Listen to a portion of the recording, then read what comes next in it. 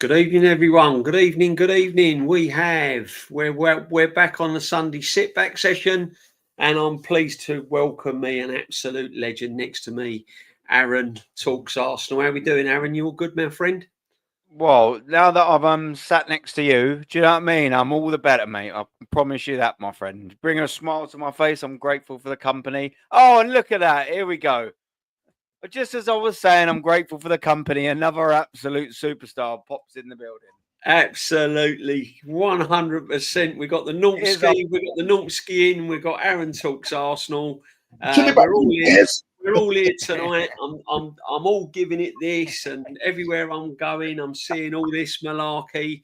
Finally, we've got to kick off with that straight away, Nortski. Yeah. But before we do, how you doing, Nortski? You okay? Yeah, I'm good, apart from my son making a load of noise in the background. Well, it's good.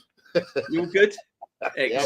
Excellent. And we got a couple in the building. We ain't got too many in the building at the moment, but I'm sure it will pick up as the night goes on. Big up Icy Spicy. Always a pleasure. Hope you're well and everyone's well. And the Untouchables. Big up my friend as always. Yeah, they're all coming in. They'll all be coming in slowly. Big up fellas. Big up Aussie. Big up the chat. Always a pleasure. Welcome to the Sunday sit back session.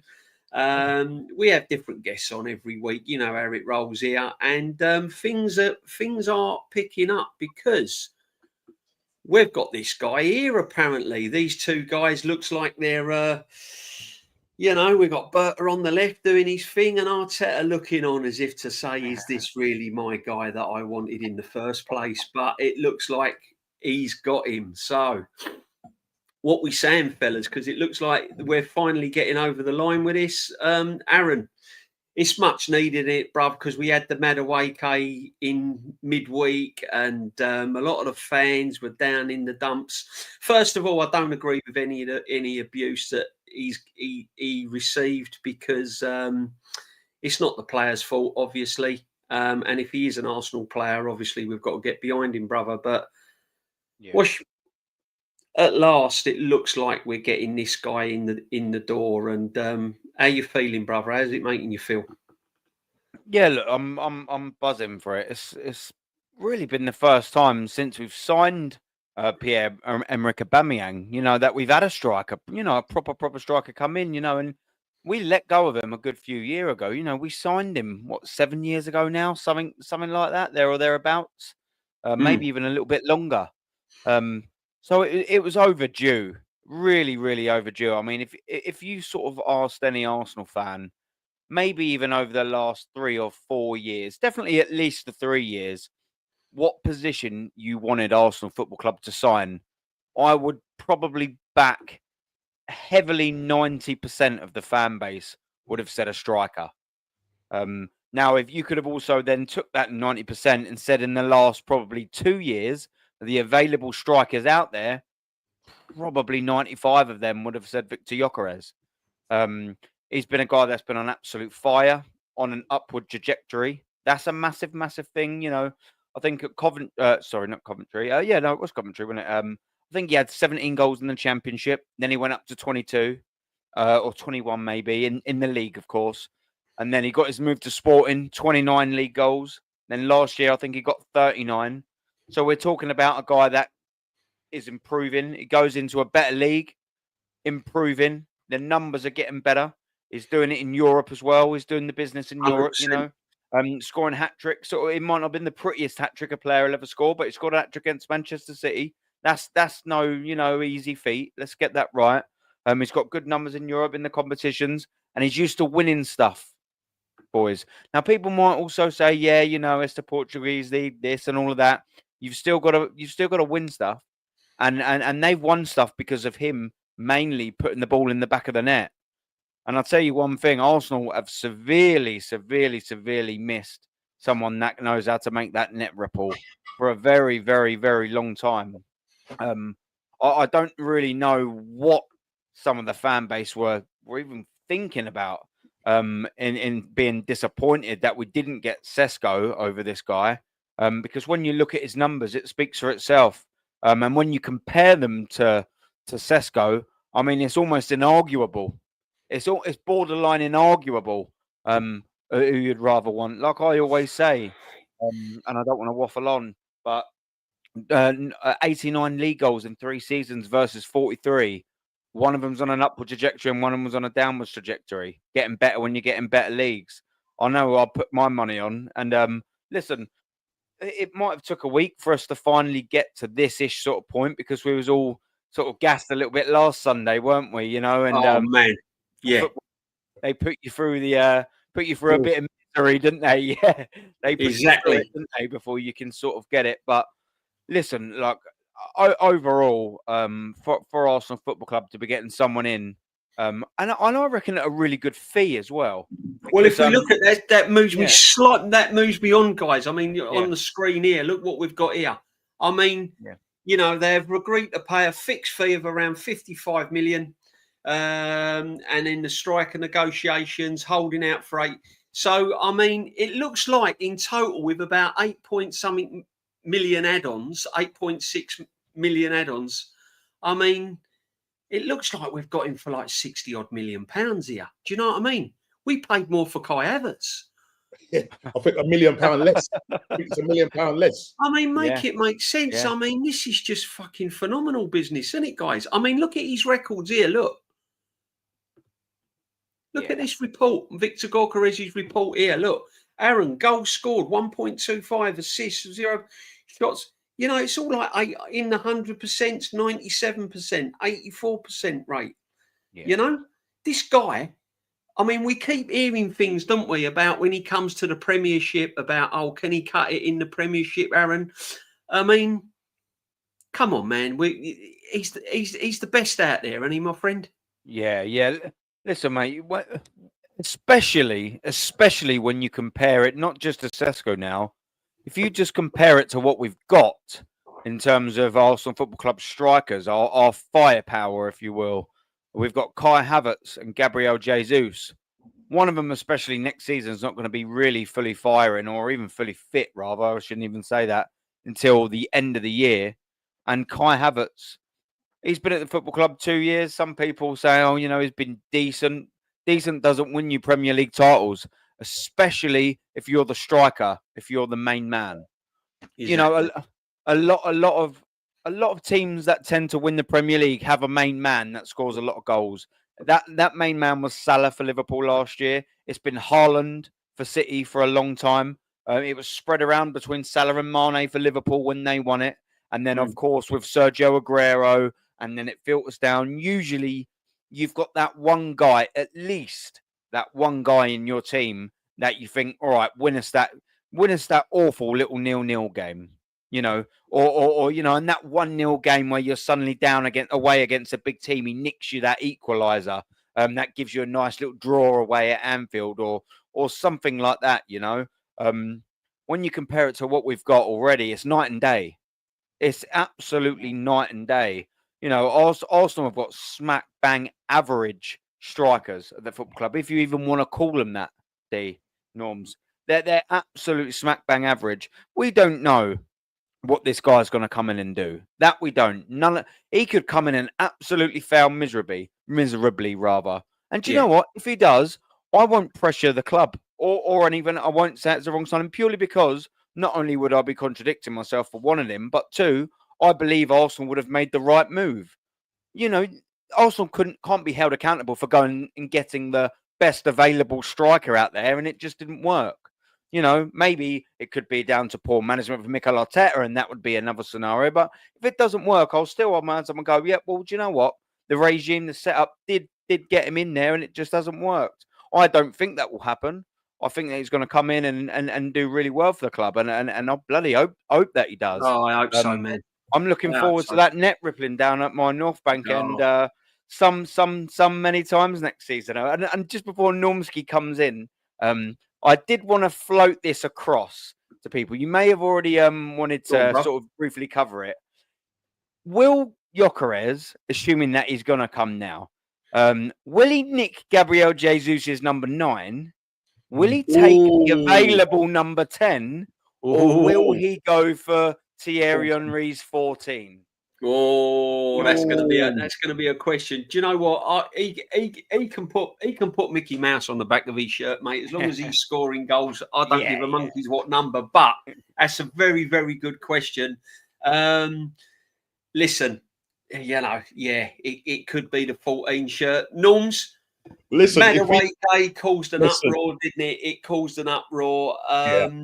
And I remember saying, and a lot of the people might back me up on this. I remember as soon as we was linked with him, I said I'm already prepared for it. I said I'm already prepared for it. He's coming to Arsenal. I've got my head round it. I knew Madueke was going to rock up. It's a typical Arsenal signing.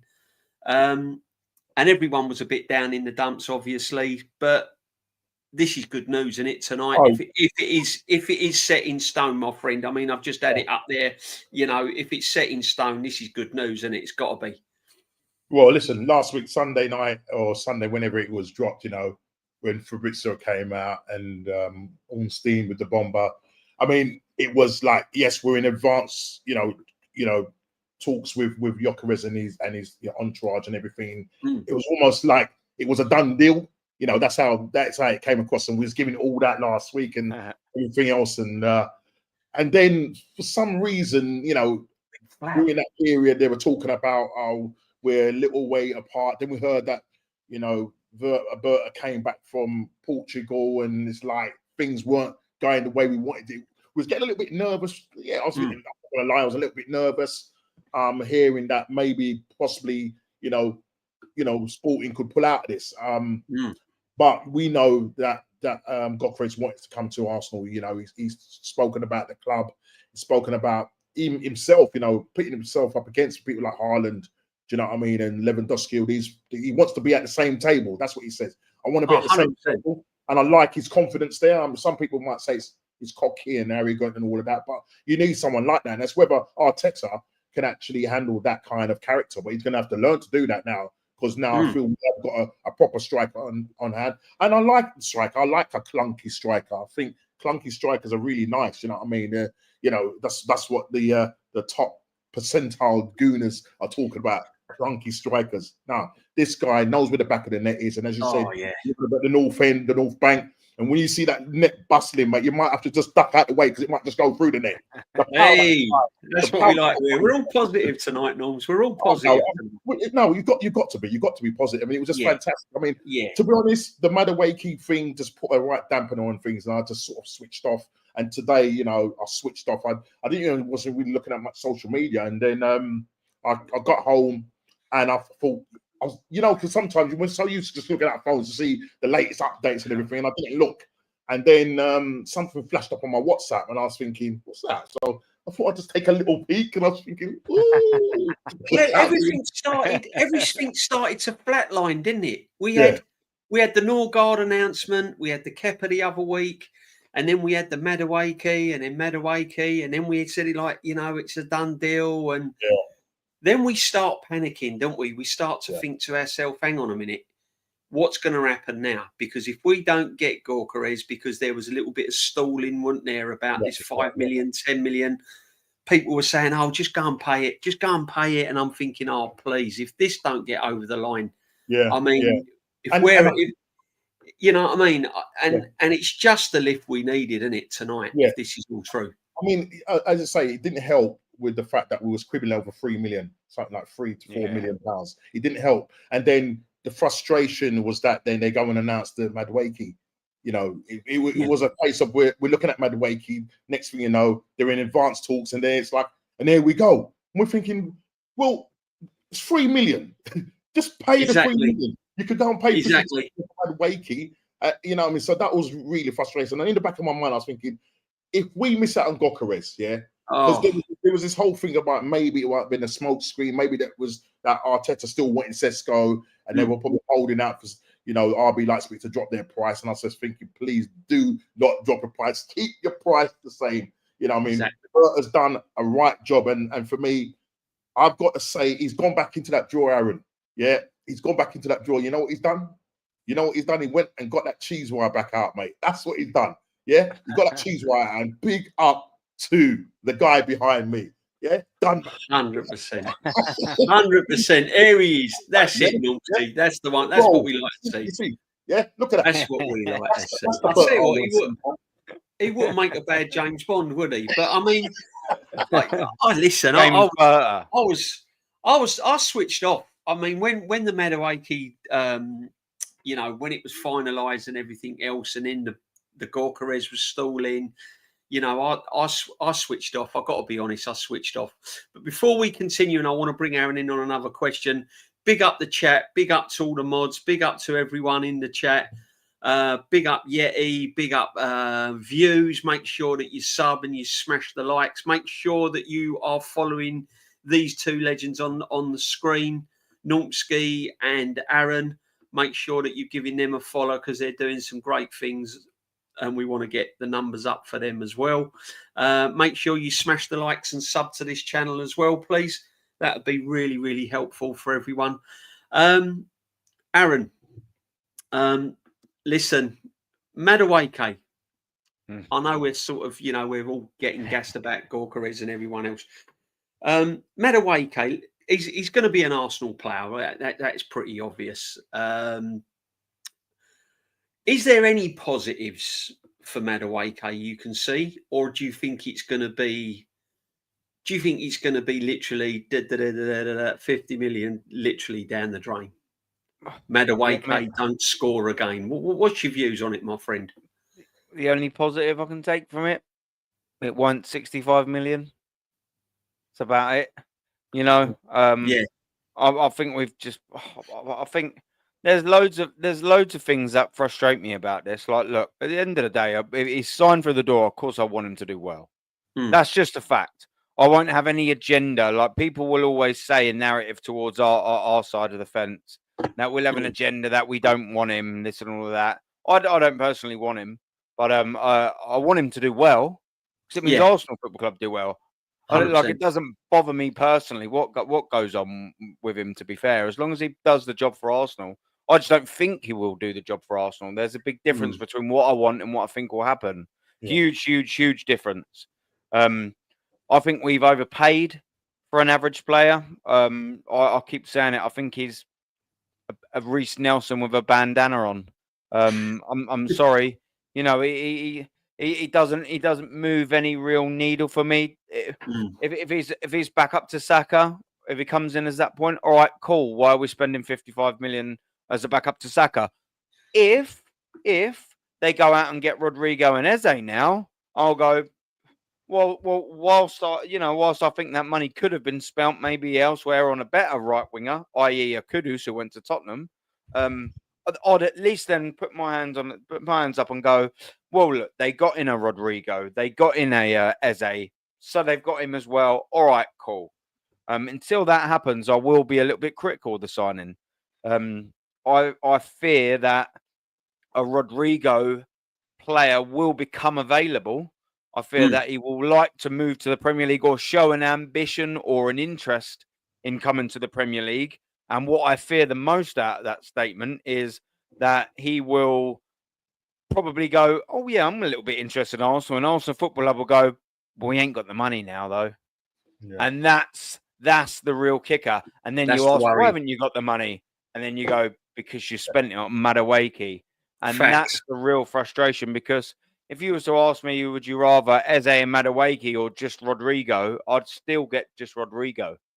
Because I believe that whilst I do like an Eze, Madueke, I think he's in the squad. He's just there or thereabouts, isn't he? It's not like, whoa, you got Madueke here. I think when you've got a Rodrygo, all of a sudden you've got a real good left winger next to a real good striker, next to a real good right winger. That all of a sudden changes Arsenal's forward line to a, people are looking in the tunnel. And I'm not going to say you're winning games in the tunnel, but I guarantee you defenders are looking when you're lining up against the Manchester Cities and the Liverpools and all of that. Yes. Their defenders are looking over and going, Gyokeres, Rodrygo and Saka here today, boys, and not Trossard, Havertz and Saka. Do you know what I mean? That's a total difference. Yeah. Absolutely. I mean, you hear sort of players come now, and back from the 2000s, Arsenal's pomp, and you go, yeah, we lost a game in that tunnel sometimes at Highbury. Yeah.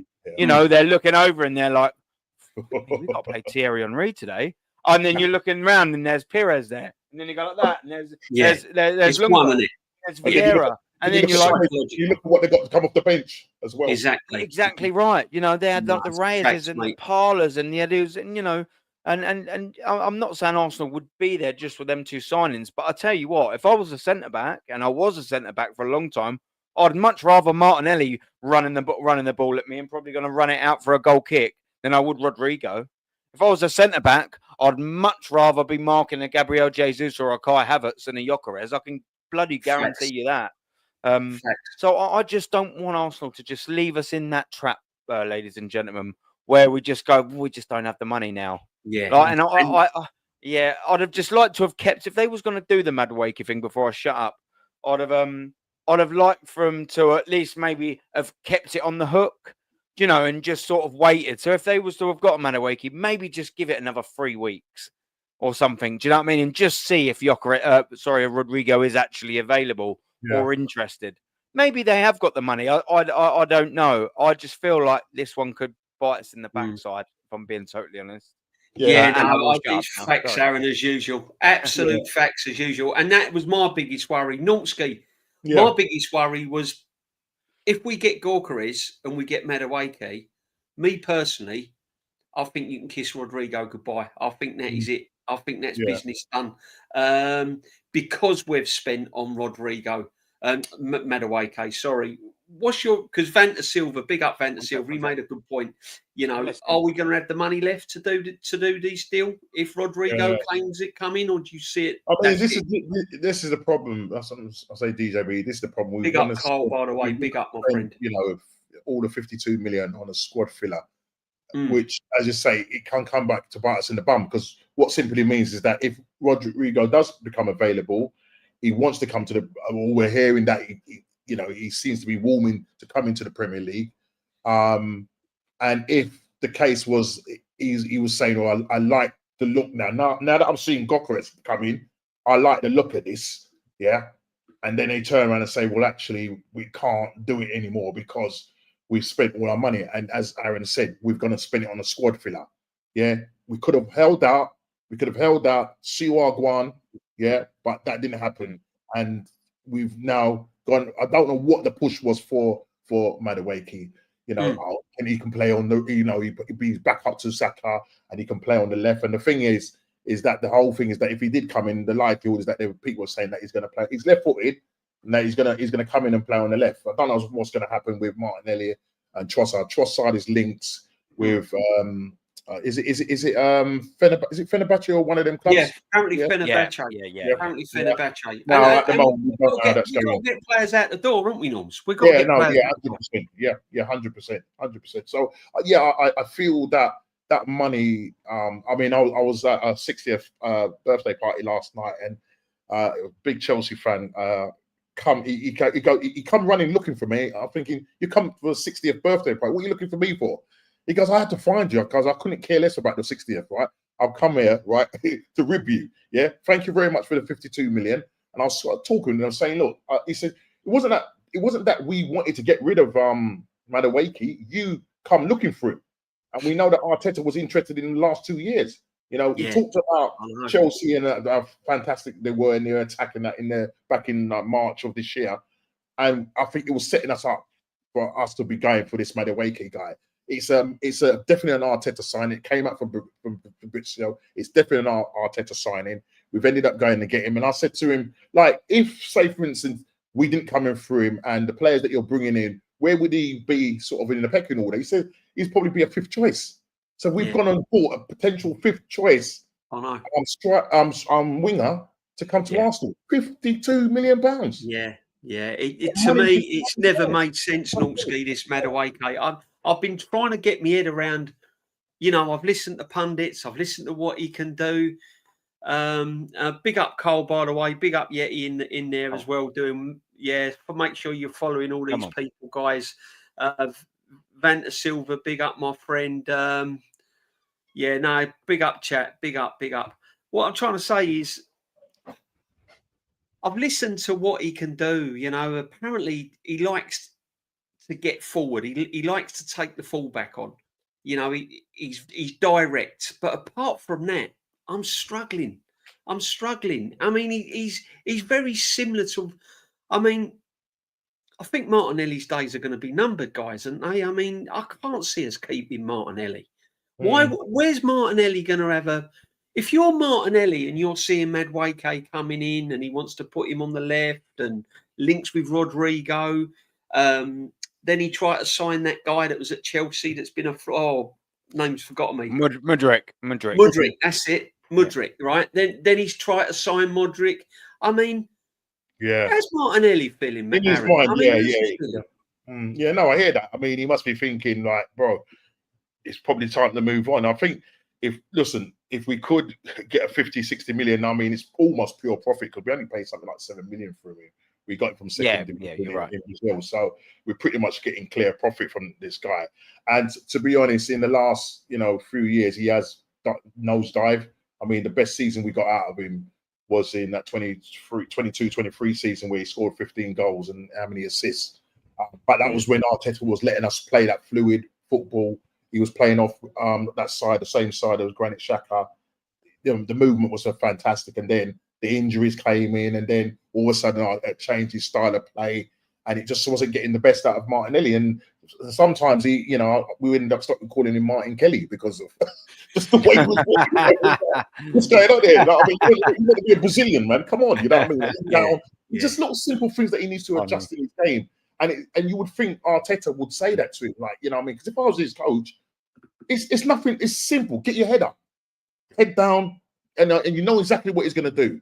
So his numbers could be his days could be numbered, should I say? And so we're just going to have to just watch his space concerning that, because obviously we need what he's at. No, definitely. I mean, it's split the fan base, isn't it, with a Martinelli? I mean, me and Kenny has said that for me, he would be a brilliant asset to sell because he's just not been the Arsenal player we all know. I mean, 2 seasons now? He really hasn't been on it, has he? I mean, the best time I saw Martinelli play was under Unai Emery. Yeah, when he was playing more central and he was banging in goals. And then since that Mudryk link came over, he seemed to have fallen off the end of a cliff. Aaron, would you sell him if the offer comes in, or are you one of these that would keep him and try and get his mojo? It's a tough one, isn't it? Because we like Martinelli, don't we? I mean, we do, but Yeah, it's one of them things, isn't it? You try, especially with this current setup and all of that. Over the years, you sort of learn that it's not the right way to go when you start getting attached to players. So I've made it a little mini focus of mine, if you will, to sort of just detach myself from getting attached from players. Because you just tend to make silly sort of things on I do like him, but in the reality is we could so easily cling on to Martinelli coming and staying at Arsenal Football Club because he's a nice kid. You never see him in the media for the wrong reasons. He seems to be a good professional, works hard in training. I think he's probably, if you watch the Amazon documentary, it's probably a bit of a joy, I think they sort of say, for a manager, someone that works hard, but he's just not doing it, is he? And for all that, you can like someone as much as you want. If they're not doing the business, if you're paying them that money, especially if you're paying them that sort of dough, 180k a week, you've got to do the business, and at this sort of specific moment in time, he just isn't doing it. And it's just one of them with Martinelli. How much longer do you wait?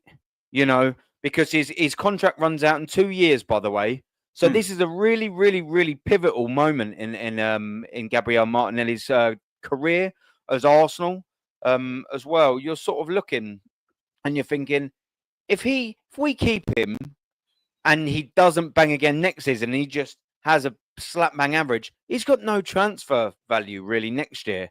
No. Clubs will then go, well, sod it, you can just keep him on 180k a week and we'll get him for free next year. Yeah. So this is a real big thing for Arsenal. You've got to either sign him up to a new deal and dare you give him any more money because he doesn't bloody deserve more money. He banks stand minimum deserves to just be kept on what he's on. He doesn't deserve any more money. He just really doesn't. The performances and the pay rise just doesn't quite add up. Though No. I fear Arsenal would do that. I just sort of think it's one or the other. I would sell him personally, if I'm being totally honest with you. I think now's the time to sell, especially given that he's only got 2 years left. If he had 3 years, maybe you could sort of persuade me and go, oh, yeah, just give him that 1 more year against my own better judgment, by the way. Yeah, I think now's the time to sell. You get good little bit of money for him, 50, 60 million at max, I think. I don't think you're getting anything north of 60 million. I think 50 plus-ish is about his value, considering, he just hasn't been doing it.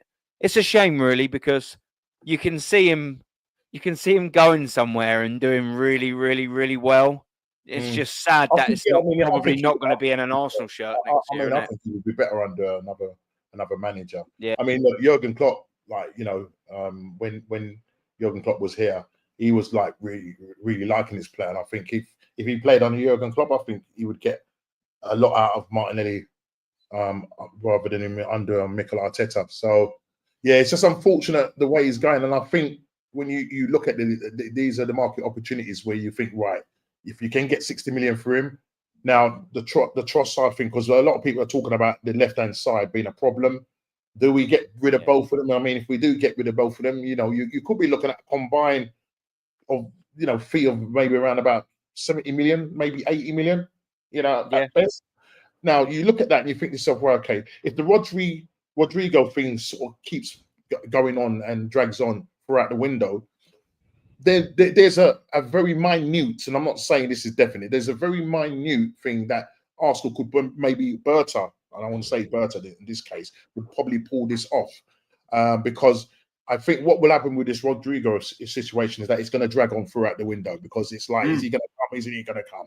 Now, if we do go ahead and sell those two players, and bring in Rodrygo, and remember, they're saying that the Eze deal, if that happens, is a separate deal from the Gyokeres and from the Madueke. That's a separate thing. So they're in talks at the moment, and they've got to hit that £68 million buyout clause. And however they're going to do that, whether they're going to do it in Kana payments or what, we'll have to see with that. I love it. But we'll have to see. But I think that left-hand side, I think both of them, I think you need to get rid of Trossard now. There was talk about keeping him on, and keeping him on the same wage. What's the point?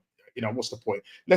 That left-hand side, as I said, can you imagine a Rodrygo, Gyokeres up front, Saka, man, bro. Listen, Premier Leagues clubs will be like, whoa. That reminds me of the Liverpool Firmino, Salah, and you know what I mean. It's a dangerous front three. That kind of lineup that gets us back to where we want to be. The only thing that worries me, I said that we can't really get Madueke, Gyokeres, Eze. I can't see the Rodrygo coming through. I really can't. I mean, I might be wrong, but Eze is the one for me. I mean, that seems to have gone a little bit quiet lately, but if we can get Eze over the line, I mean, because look at the positions he can take up. He can play a number 10. He can play from the left. He can play off the left. He can play central. I mean, Aaron, Eze for me is probably, if you was to say Rodrygo or Eze, I think I'd have to go Eze. Eze, yeah. I'm not going to lie. I disagree there. No, it's fine. I would go Rodrygo purely because I think in midfield, whilst there's no doubt in whatsoever of Eze's flexibility, his ability to upgrade on numerous positions, like you quite rightly said. He would easily kick Odegaard out the team. He would still at the left wing, even though that's not what I would prefer to play him at. He would still be a better option than what we've got because it's so stale there at left 8. Yeah. The only reason I would sort of go against that is because I'm going to stick to my guns and what I've said in previous streams. I want a specialist left winger. I don't want a guy that can do a good job there and do a good job here and do a good job there. I want someone that's going to come in as a winger as a proven, and I know he's played predominantly on the right, but he is also a left winger. And it's his preferred position, Rodrygo. I just want someone that's coming in, and I want that front three, like we was quite rightly saying earlier, to sort of go, cool, look at Arsenal's front three. Wow, that looks good, doesn't it? Whoa, that looks not. That instill that fear. I want to be going and talking to fan bases and going, on these streams and going, yeah, man, wow, Jesus Christ, yeah, Rodrygo, Gyokeres, and Saka next season, cool, yeah, I'm not going to be looking forward to playing them on Saturday. That's what I want. Do you know what I mean? Just to have that little bit factor and have a little bit more of an arrogance as well about me, the way I sort of go about my sort of takes on Arsenal. I'd love both of them. I think Eze would still be a fantastic signing. Please don't get that twisted. I can just sort of see an Arsenal setup, and Arteta won't do it, where we do a 4-2-3-1. The defence and the goalkeeper speaks for itself, and you have the Declan Rice and a Zubimendi as a double pivot. Yeah. Eze as a number 10. Now we're talking. You have Rodrygo, Saka, and Gyokeres up top. And I'm looking at that squad. I'm looking at that particular team, obviously, with your Timber, with your Saliba, with your MLS, and then, Gabriel Magalhaes and David Raya behind him. I'm looking at that team and thinking, do you know what? There's a couple of new guys in there. There's a couple of new guys. We've got a new Zubimendi's in there, Gyokeres and Rodrygo in there, and Eze in that lineup. If they fucking bang straight away, Arsenal bang. I'm looking at that team and thinking we should be challenging for the league. That absolutely. If we had that starting lineup in the 4-2-3-1, I'm thinking, yeah, why not? Why not? Why shouldn't we be challenging for the league? Yeah. Absolutely. Why shouldn't we be? Why shouldn't we? And that's the big level. We're only 2 signings really away from that. And I know, obviously, you got. It's easy to say, oh, only 2 signings. Assuming the Gyokeres gets done, but you spend 150 quid more, 150 more. I know it's a lot of money. You make them right sales, you get them players in, and all of a sudden you're looking at Arsenal Football Club in a totally different light. And that's what I want to be doing. I'm smiling as I'm saying it because I sit there and I'm looking at that team and I'm like, it's just a yeah, buzz, man, I'll go at Liverpool. Yeah, they got Florian Wirtz in there. Yeah, I'll be going, yeah, we've just got Rodrygo, Eze, and fucking Gyokeres in, mate. Sod your Florian Wirtz. At the minute, I'm like, whoa, they've got Florian Wirtz. Exactly. How about this guy? And you're talking with chest. Sorry, go on. No, mate, Aaron, mate, you're right. I was just going to say, Aaron, I mean, because you're absolutely flying, mate, and you're spitting facts as normal because you're excited as well as we all are because this is what we need, man. We need something to give us a lift. What about Lookman? What's your thoughts on Lookman, guys? What's your thoughts on this geezer here? Because I'll let Knox go. He's sort of simmering in the background, isn't he, Lookman? And he might be a cheaper option. You can get this guy for under 50 million euros, and he's done it in Europe. In the Europe. Look where he won them at Europe. And his goal tally, his returns is very good. Obviously when he played, over here, for Fulham and who's the other club? He was Everton, I think, wasn't it? Everton. Was it Everton? Yeah. Didn't quite cut it. It goes over to Atalanta and starts banging over there. And he's, as I said, if you can get this guy for less than 50 million euros, that's a good option. I mean, Rodrygo would be the man. As I say, Rodrygo has to be the guy. He's got 31 appearances, 15 goals. Expected. Absolutely fantastic. GA, as they all bang on about. I think it's a load of old crap, but never mind. What was it? Percentiles? I mean, look, Aaron, rightly so. If we can get Rodrygo and all that, we're looking scary. I mean, you're looking at false, mate. But I mean, if this guy came along with Eze, that's nothing to be. Turning. I mean, in terms of Lookman's output compared to Rodrygo, because obviously he hasn't had the game time and whatever. Obviously, Lookman's numbers kind of sort of stand out. But the thing about Rodrygo is that if he's playing there, he takes you to that next level. It is just that he's going to take that left hand side to the next level for me. That's why I feel. And I just think Aaron sort of went back to talking about the formation, and I think what is key, it would be a fresh of breath air, fresh air, breath of fresh air or breath of fresh air. With Arteta changing the formation rather than just constantly going with a 4-3-3. If you went with a 4-2-3-1, where you've got the double pivot, it's just little simple tweaks, but he won't do it, and that's why we're so predictable. But you look at that 4-2-3-1, the double pivot, and my man played there, then lovely, definitely, 100%. I just get this super chat. Big up the Suge. Big up DJB, Adam Nonsky in the chat room. Has it? Adam talks off. Also wants Jackson as the 9 as well. I mean, what type of Top Gooner jokes are I think you're gonna have to banish. I think you're gonna have to banish, man, and thank you very much. On the stream. Thank you very much. Thank you very much for the super chat. Fuck you, Suge. I mean, thank you, Suge. Sorry. Thank you, Suge. That's what I meant. Sorry. Yeah, thank you, Suge. I mean, that's a personal part of you, isn't it, Aaron? Adam. He is. Adam talks Arsenal. I like that. He loves it, our Suge. He loves it, doesn't he? He's a good lad. Big up, Suge. Thank you for joining the channel, my friend. And thank you all the chat for joining the channel tonight. Thank you very much. Smash the like, sub. Make sure you're following these guys as well, and people in the chat with channels. He's doing good things with Forest as well. Carl Walsh, top legend. Views on sport as well has been in. Vanta Silva, ain't seen you for a while, man. Big up. We have to do everything in our Arsenal, pun intended, to sign Rodrygo. But if all options are exhausted, move for Lookman. He's another one for Lookman, my friend. Another one for Lookman. Big up Vanta Silva.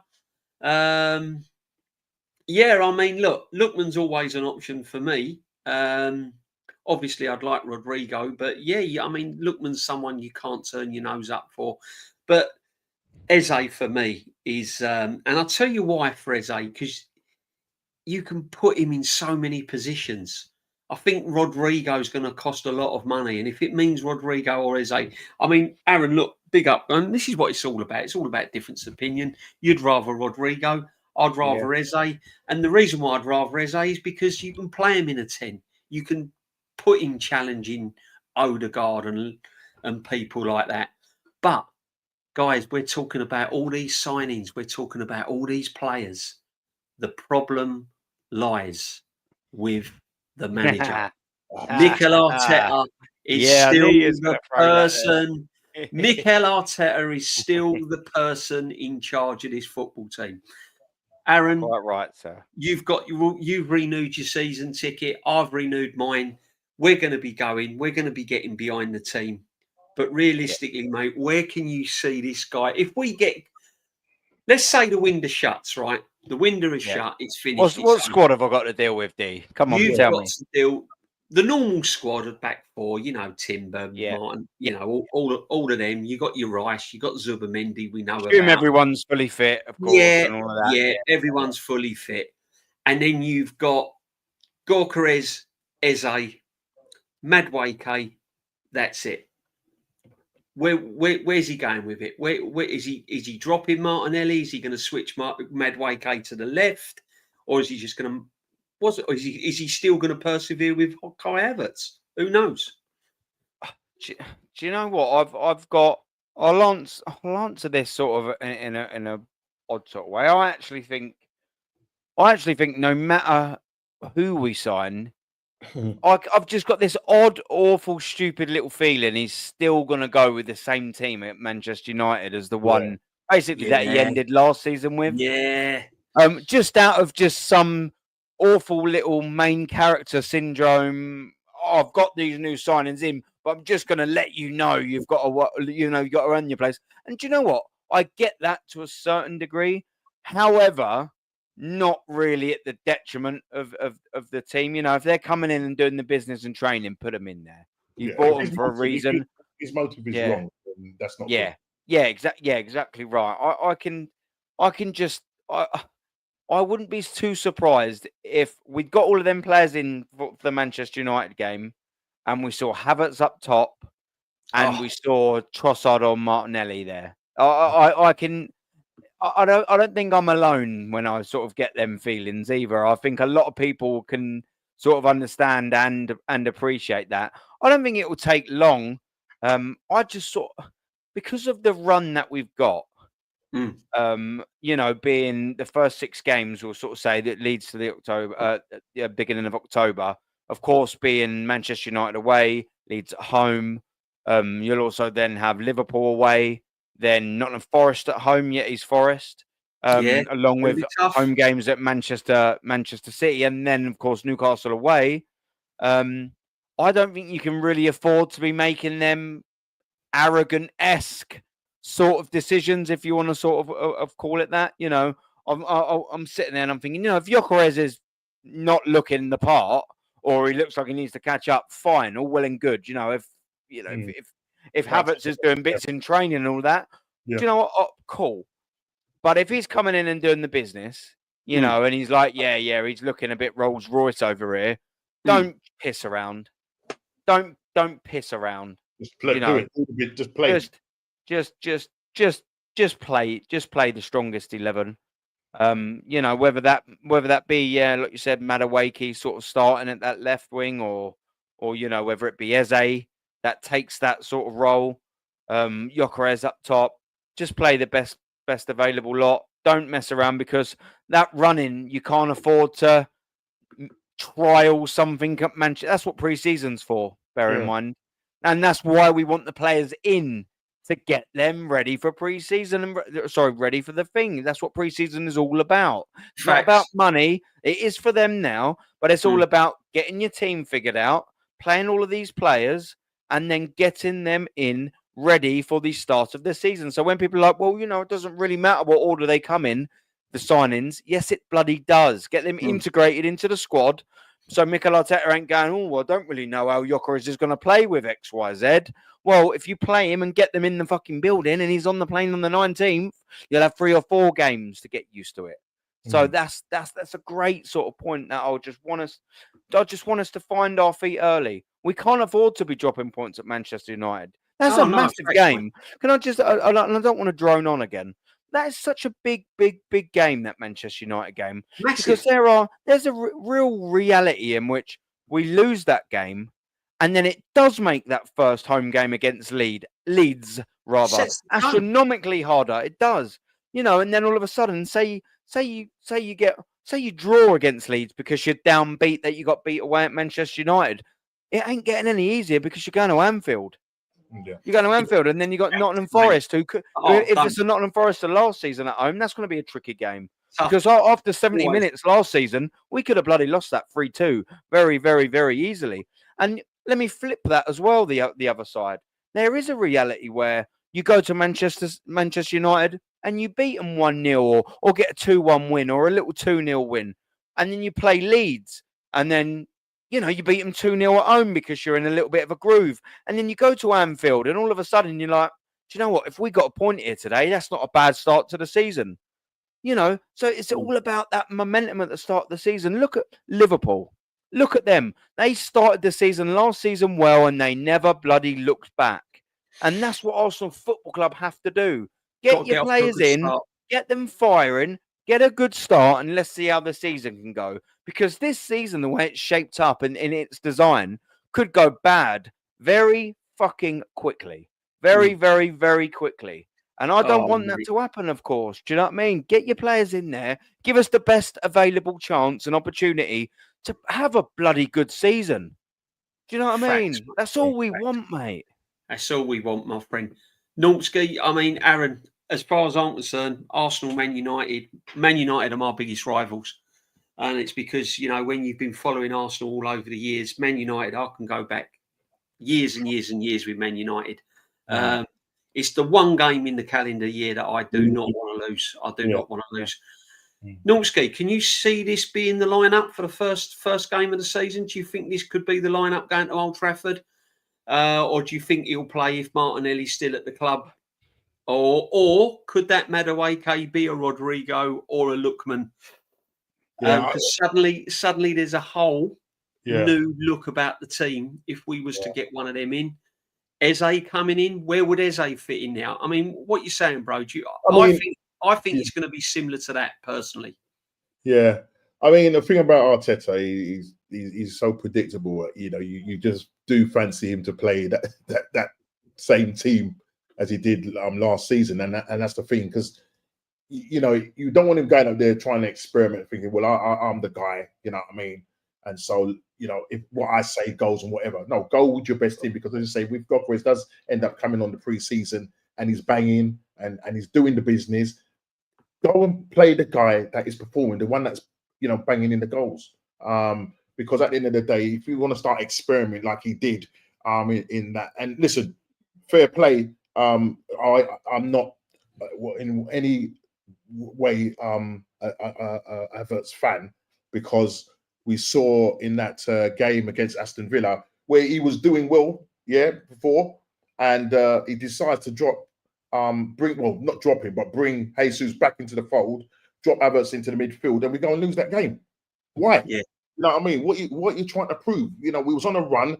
Just leave things as they are. It's working. What are you trying to prove to anybody? Yeah. So yes, I mean, I look at this side that you've got up on the screen here, and you know what worries me, and I know it sounds crazy, is that midfield Odegaard. It's just not. You know, if there was an Eze there, I would be like, yeah. But I don't think Eze is going to take his place. Yeah. 1 minute. Yeah, thank you very much, my friend, for the super chat. What you all are doing is too late, to be honest. The others are now meaning business. You should have done all of this before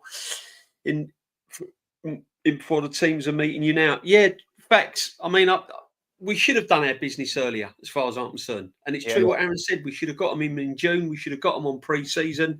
I don't know why we didn't do our business earlier. Facts, Yeti. But thank you for the super chat, my friend. Make sure you go and sub to this guy. Follow him on the Nottingham Forest. Brilliant team, brilliant fans. Thank you very much, Yeti, for your super chat. Big up, my friend. Two channels now, I think. Yeah, he's got. I think one's on for Forest, and one's for gaming. Oh yeah, gaming as well. Fantastic, absolutely. He's doing mad things, mate. You go and make sure you go and sub to Yeti. Norski. This is, to me, the problem. If he shows any form like he did last season, Odegaard, then to me that is a major problem. 100%. 100% a major problem. This is why I wanted Eze in. But can you actually see this manager, if he signs Eze, can you see this manager being brave enough to throw him in at 10 and put Odegaard on the bench? He's captain at the end of the day. He ain't going to do that, is he? I mean, he's got two problems there, because you also got Havertz as well. You know what I mean? So where does Havertz fit into this? Exactly. So you've got two problems here. So I don't think he's going to drop both of them. You know what I mean? Because they're both his love child. So you know, they ain't going to happen. And if you're bringing in Eze, he's going to have to grow some. You know what I mean? And say, well, I mean, look, he takes him off at the 80th minute. And he's probably the most, as we know, most subbed captain in Arsenal history. So he has to now grow some. And if you're not playing well, then you have to fight for your place. And that's what we need. We want to bring in players that are not just going to come and sit down and warm the bench. Every player has to be worried about, you know, their position. They don't just come there and think, oh, I can have a bad game. And that's why Havertz can have a bad game. Odegaard can have a bad game. Look, I mean, last season, you saw it. And he played pretty much, I mean, apart from the injuries that he had the earliest part of it, he was stinking out the gaff. He was stinking out the gaff. And then poor Ethan was just didn't, you know, come in and getting a 2-3 minutes here and there. The way he treated Ethan was terrible. So he has to do it, but will Arteta do it? No, another manager would do it. Another manager would come in and would say, you know what?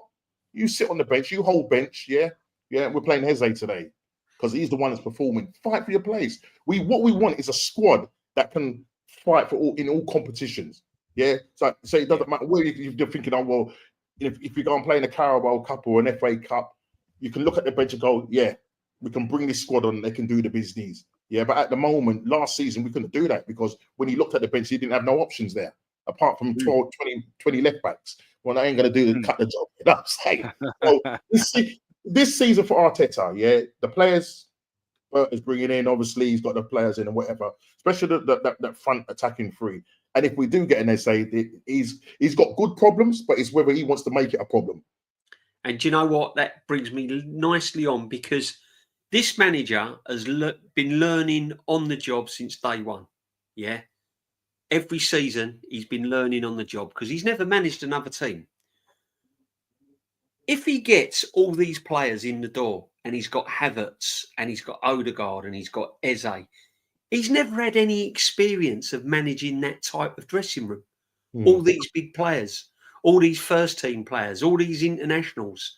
So that's another challenge he's got to face, as well as being under pressure of trying to win games. Aaron, what experience has this manager got managing a dressing room when they all want game time, they all want to play, but you can only pick your first 11? So we've just gone through it. Where's Havertz going to play?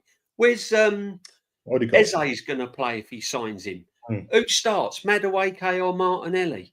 If Rodrygo comes in, where is he going to start every game? How's this manager with no experience going to handle a dressing room in that situation?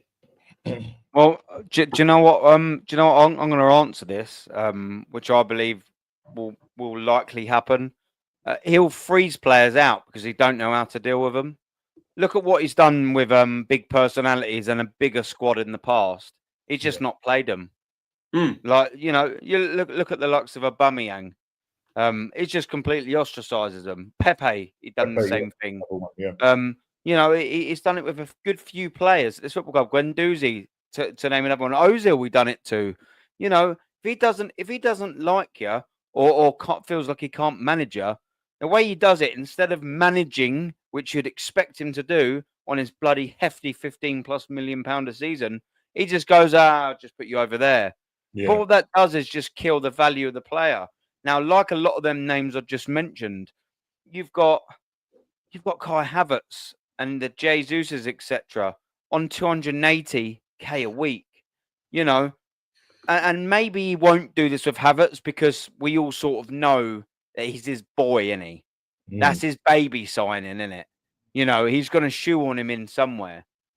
But I don't actually know what would be worse. I think it would be worse to Arsenal Football Club financially to completely freeze him out. But I think it would be worse for Arsenal Football Club to not freeze him out and play him in the midfield. So, like, you know, we're sort of at that stage where you're thinking, well, maybe the best thing is to just, you know, just not play him, bring him on sparingly. You know, it's a frustrating thing because, and the reason why I say that is because, you know, we've seen, even with a bare bones squad, Mikel Arteta does not like to rotate this football team. He doesn't. And then there's no worries. There's no sort of concerns as to why we got so many injuries. It's because over the last 3 years, what we were seeing last season was the end of all of that grinding of football players, all of them pushing them back on, you know, pushing them back on the field, getting them to play when they're not quite fully fit. We saw that come to its head last season. Saka finally burnt out and got his injury.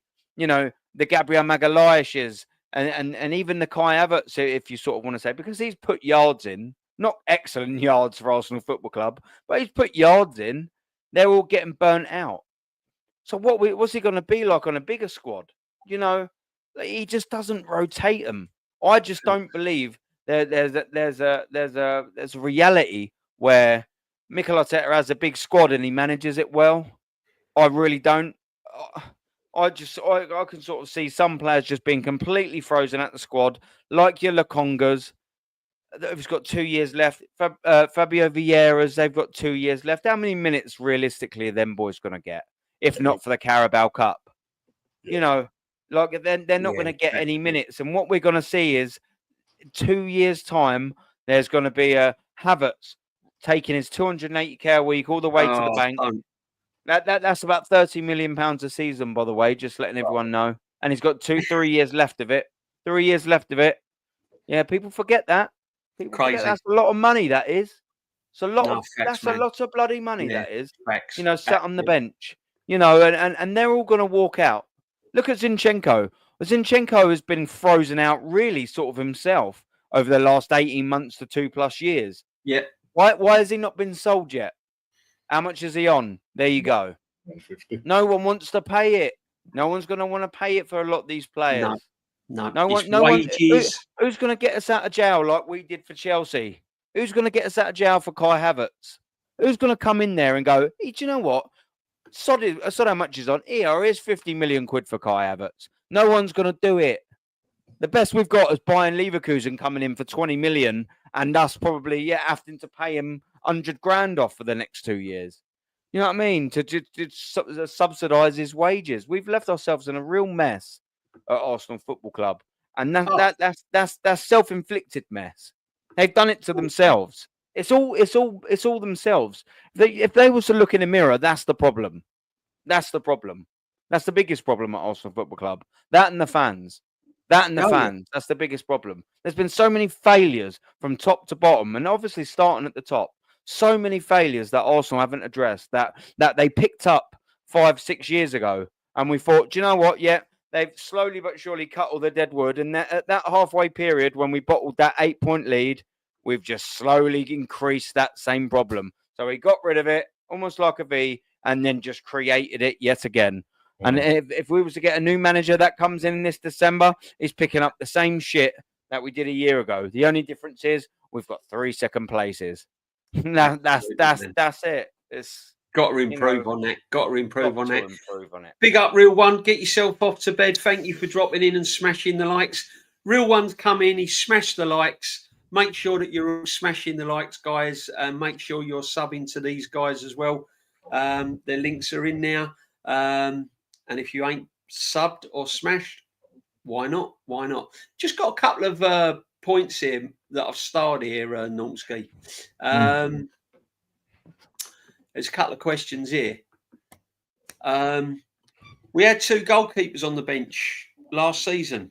Does the lack of quality in depth, now I've been saying about their midfield depth compared to Liverpool, for example, worry you guys? An injury to Rice, Zubimendi leaves a midfield of Marino and Norgard. Now then, this is something that I think has not been kind of addressed. And I said this a few weeks ago. I've said it on streams as well. My biggest worry, it's all right getting the Gyokeres in. It's all right getting these people in. But if anything happens to Rice, Zubimendi, or even though we haven't seen Zubimendi play, we're left with Marino and Norgard. Is that going to be sufficient enough replacement to get us anywhere with these 2? Yeah, I mean, as I said, this was the worry. I mean, obviously, we can't talk about the bloke down the road. No. Yeah, but because the plan would have been that Zubimendi gets integrated in. Big up, Emmett. And then, we'll see how we go from there. But as you say, Rice is going to be having to do a lot of running this season, especially to cover Zubimendi, because he's new to the league.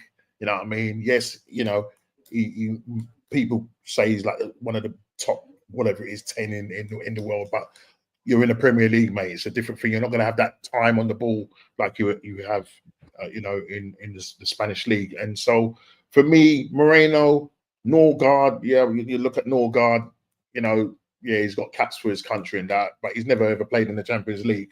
So he doesn't know. He might have experience in 120 odd games in the Premier League. And most of the other times, is where he played in the Championship with Brentford. So for me, Norgard, and even when we brought in Moreno last season, the guy for me is not quick. He was third, fourth choice for Real Sociedad. We spent nearly 35. Yeah, whatever on him. Good money on him. Normally, money. But I look at him and I don't. He just hasn't got the legs. And one thing about the midfield, you need a strong midfield if you're going to win the battles. Especially when you're going away to these away grounds. When you especially come up to teams like Newcastle, you look at their midfield compared to ours. They've got they got a much better midfield, and I don't think we haven't addressed it to the quality that I want to see. So Zubimendi. That's why I like the idea of what Aaron's saying, playing him as a double pivot alongside Zubimendi Rice. Yeah, and then you think about an Eze, or another alternative is to think about maybe playing MLS further up the field. as an 8. Yep. You know what I mean? And then bringing a left back, a proper specialist left back in there.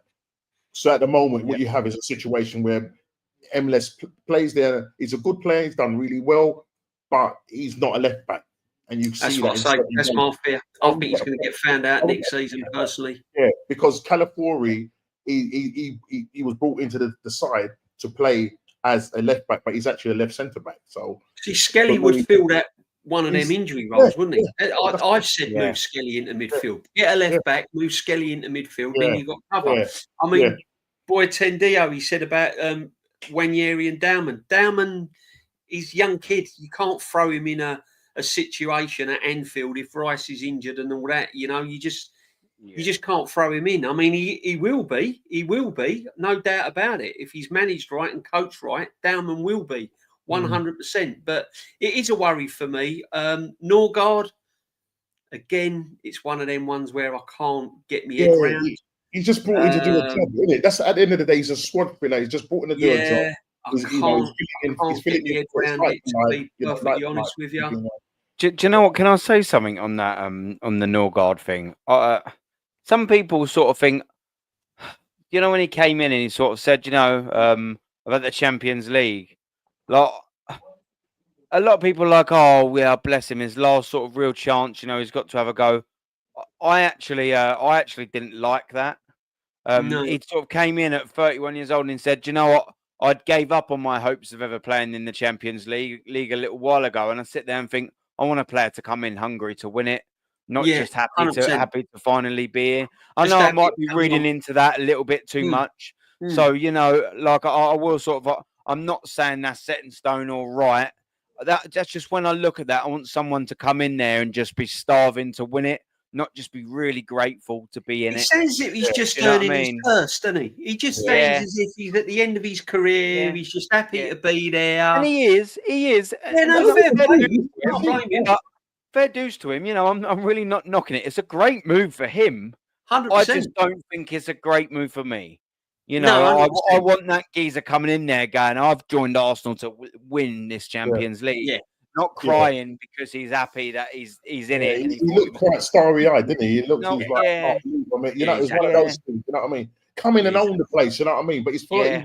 Yeah. You know what I mean? As I said, he's just coming in to do a job, so he's not unless, as I say, the worrying thing about it is if we do get an injury to either Zubimendi or Rice, then you look on the bench and you've got a Norgard and you've got a Moreno. That's square one, aren't we, in that situation? This is why we said at the start of the season we need 7 or 8 players.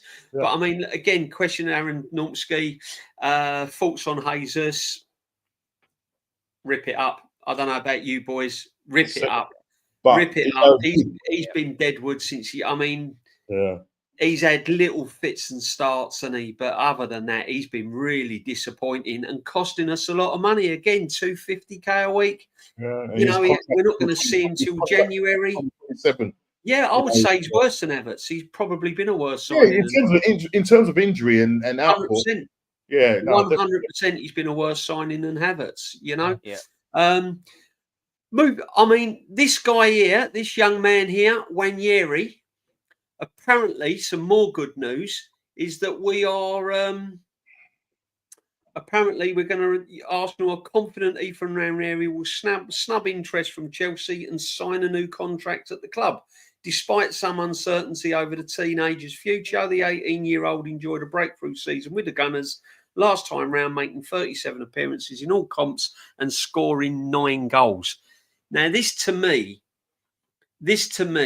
is one of the reasons. Now, listen, this is how I feel about Nwaneri. Has he got a future at the football club under this manager? If we sign the players that we're linked to, is he ever going to get starts? Because I've said this young kid, as much as I'd love him to sign and I want him at the club, of course I want him at the club. But I think it's another Emil Smith Rowe. Personally, and this is why Chelsea can buy players, because they'll have a young asset like this in their team and they'll sell them for 25-30 million and then they'll go and replace them like the guy that's just scored in the World Cup. Congratulations, Chelsea Football Club as well. Absolutely outstanding achievement. And I don't care what team you support, you cannot knock what they've done. Yeah.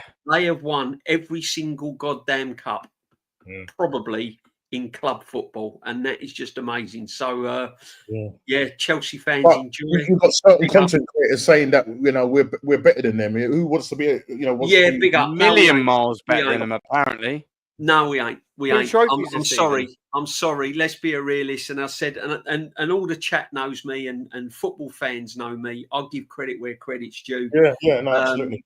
I always give credit where credit's due. Yes, Arsenal are in my veins, but at the end of the day, sometimes you just have to give credit where credit's due. And big up Chelsea Football Club. But getting back to Nwaneri, I'm a little bit like that because I want to see the kid develop. And if it means him moving on to another club and we gaining money from it for us to sign someone else, then so be it.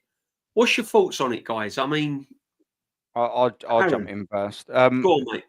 Firstly, you got Rashid backstage. Sorry, my friend. I don't know if you've been there, Rashid. Big up, Rashid. All right. Big up Aaron for seeing me. Big up, Rashid, my friend. Yeah. Sorry, my friend. Nice to be here. I will shoot after saying this because I'm starting to get very, very, very tired, and I don't want to ugly your stream out too much. Do you know what I mean? The eyes are getting all glazed now. I'm like, I'm starting to go. You're getting tired, my friend. But we're getting Rodrygo. I wish that'd keep me up. But on Nwaneri, I think it's imperative Arsenal Football Club sign this deal for many a reason. The first one being, I absolutely do not want to see him line up in a Chelsea shirt or a Manchester United shirt or any other Premier League shirt for a start. Let's get that right. 2, I want us to protect his value. But mostly importantly, I want to see him do well at Arsenal Football Club. Now, I can't remember who I was listening to. And they sort of made a point about him signing a new deal and depending on the players we got in, because I don't want us to leave ourselves short again in the squad. Depending on who we got in, loan him out to the right team wouldn't be the worst thing in the world, assuming that he signed a new deal first. And pending players that coming in. If we just get Madueke in, I still think that's not enough. If you don't get an Eze in, I still think, well, we can at least do a job at right wing, even though I don't like him there. He can also play at that number 10 where I do like him. So I think it'd be really foolish if we was to loan him out or sell him, God forbid, and also not replace any one of them two positions, hopefully both. I reckon if we was to say get an Eze in, maybe I would because Eze is a bit flexible as well. Maybe I wouldn't mind so much if it was an Eze in going, okay, go out on loan. You've signed a new 5-year deal. Get yourself some Premier League football. Let's see how you do at West Ham, or let's see how you do at an Everton or a or a Brentford or whoever. It might be a little sweetener for Crystal Palace. Do you know what I mean? Here, I'll tell you what, we'll have Eze, and I'll tell you what to sweeten that little deal. Because they don't Arsenal scrimping and scraping. Why don't we give you 60 million for a spread over 3 years, and you can have Ethan for a year. I think that's a nice little sweetener. I think that would make sense. But I just don't want to see him go. And do you know what, boys? I definitely don't want to see him go for nothing or silly money. Oh no! Look at Amari Hutchinson. I'm fed up of seeing Arsenal Football Club having promising young talent and us letting them go for pittance. You got players to Man United as well. Same thing. Yeah. Aiden Heaven and Chido Martin. It's not been good enough, has it? We've actually produced half decent talent over the last 5, 6, 7, 8 years at Arsenal Football Club coming through that academy, and largely we've really made a hash at selling them, letting them go, or at least getting the profit from them. When you look at what's his name? I think. What's his name? He went to Dynamo Zagreb, maybe, and then he went back to Monaco. He's a striker. I can't think what his bloody name's gone. Only recently. I can't. Elliot? No, it's not. No, I can't. His name's totally gone out my head. But yeah, he was a striker. We let him go for 2 million, and then they sold him. Mika Biref, that's the one chat. That's the one chat. Yeah. That's the one chat. They did that with Abba. Let him go for 2 million, yeah, and then Monaco bought him 6 months later for about 15-20 mil. Do you know what I mean? Oh you know, it's just not really been good enough. Yeah, big up to the chat as well. Big up. To the chat. Big up the chat as always. You know, we've had a lot of opportunities. We've really let go. Emile Smith Rowe, you know, you sell Emile Smith Rowe a year beforehand, you know what I mean? You're getting 40-50 for him. You know, it's not one of the worst money that we got for him, but you know, we haven't got what we've deserved. Amari Hutchinson, letting him go for nothing to Chelsea, and then they sell him a year later after playing about 5 minutes for Chelsea for 26 million quid. I mean, come on. And we're wondering why Chelsea's got loads of money to spend. No, exactly. You know, I love Ethan, man. I'd like him to stay, but I just worry for his career under this football manager. Big up Rashid for joining my friend. Thank you very much. Rashid, I'm going to bring you in. My friend. I'm going to shoot just ready to go. Aaron, before I bring you in, Aaron, thank you very much. Get your head down, have a nice sleep. Make sure you're following Aaron. Make sure you're subbing to his channel. Make sure you're following him. And big up, my friend, as always. Thank you very much, Aaron. 100% legend. Thank you very much. Top man. Can I say it's a pleasure for always being invited on. I never take it for granted, D. I'm very grateful that you sent me the invite. Normski and Rashid, I'm always extremely grateful to share a screen with you. But most importantly as well is the chat, the world-class chat, the Zidane chat, the Bergkamp chat, the Henry chat. Thank you. I've not got many fans out there, but when I come into world-class channels like this, yours, at least there's some people out there that don't mind listening. They're all for me waffle on. So Taps there, the Joseph's there. For the chat, they're all there, mate. Big up to you all. I hope you have a great evening.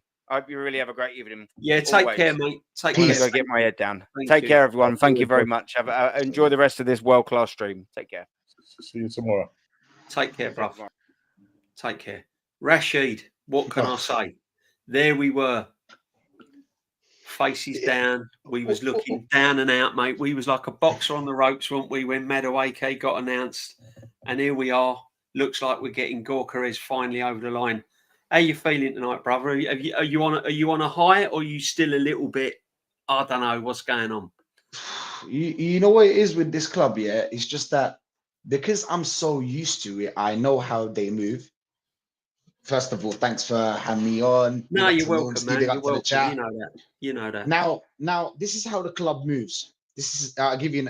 They talked to Sesko for more than 1 month. And they said they agreed terms. That's what they told us, right? It was. And then all of a sudden, Sesko, they come out, Sesko wants a release clause. Man. Well, come on. You have to tell me you were talking to them. You were talking to Sesko about the release clause.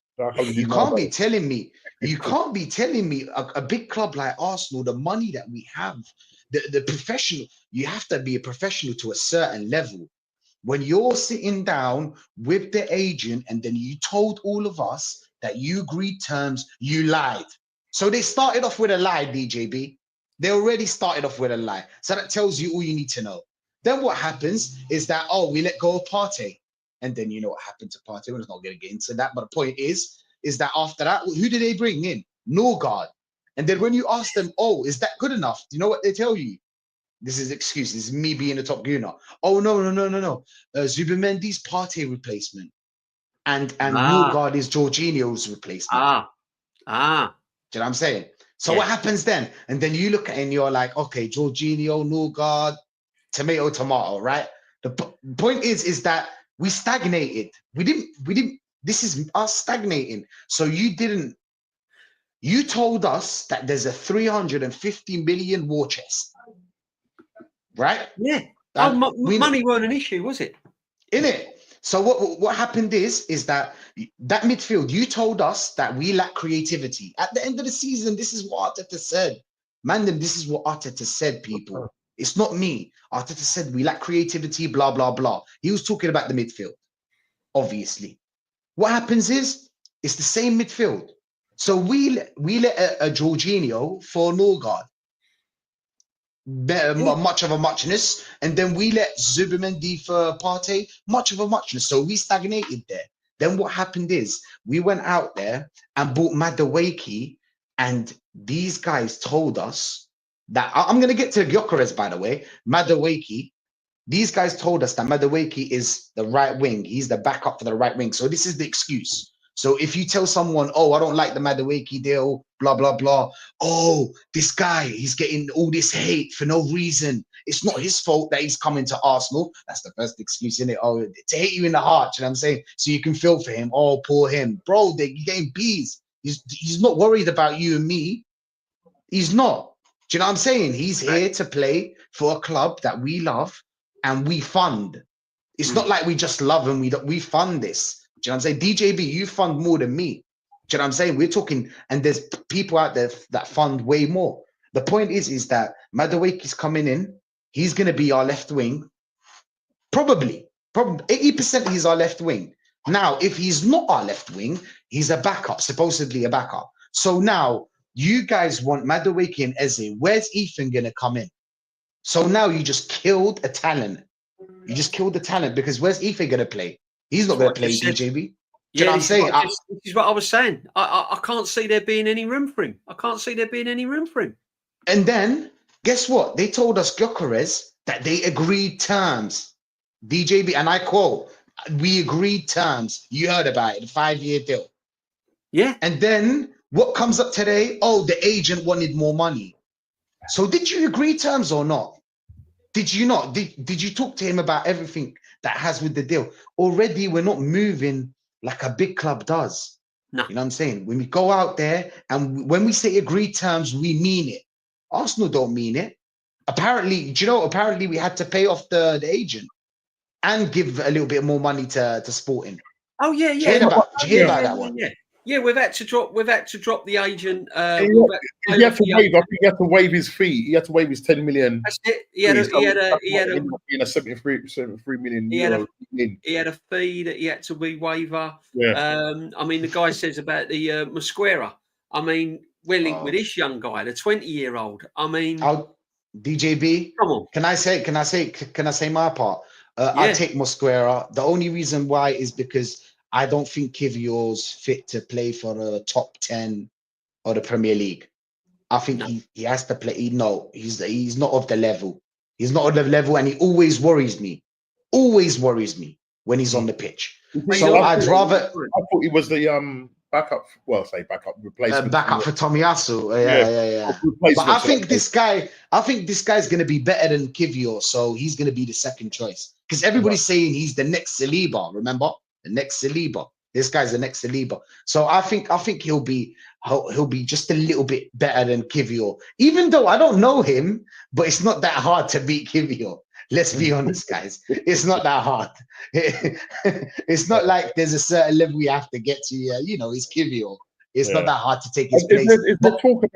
Is there any talk about us looking at selling him this season? Was there any rumors that came out at all today or anything like that? Well, the problem is that the teams that are in for him are paying like 17, 18 because they're Italian teams. Italian teams can't pay you that amount of money.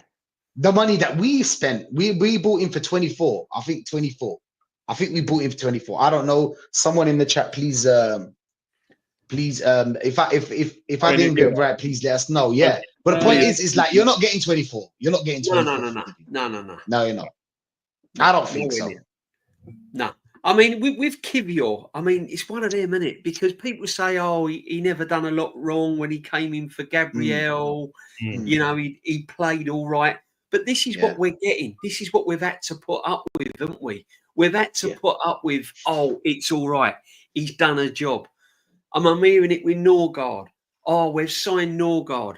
Oh, he's all right. Premier League experience. He can do a job. He's a captain. But are these players going to take us to the next level? This is what I'm trying to say. We're getting gassed about Gyokeres, and rightly so. If we get him over the line, rightly so, and we spoke about him earlier. Then Rodrygo. I don't think we're getting Rodrygo. Ooh. I think that is. I think that is. Do you think we'll beat Liverpool to him, DJB? Do you think we'll beat Liverpool to him? No. I think if we get Gyokeres, I think the only getting other Eze. signing we might get is Eze. Yeah. I mean, But DJ would prefer Eze to go up because Eze can play in those. I would prefer Eze because he can play. He can play in different positions. He offers more. He can give you more. Yeah.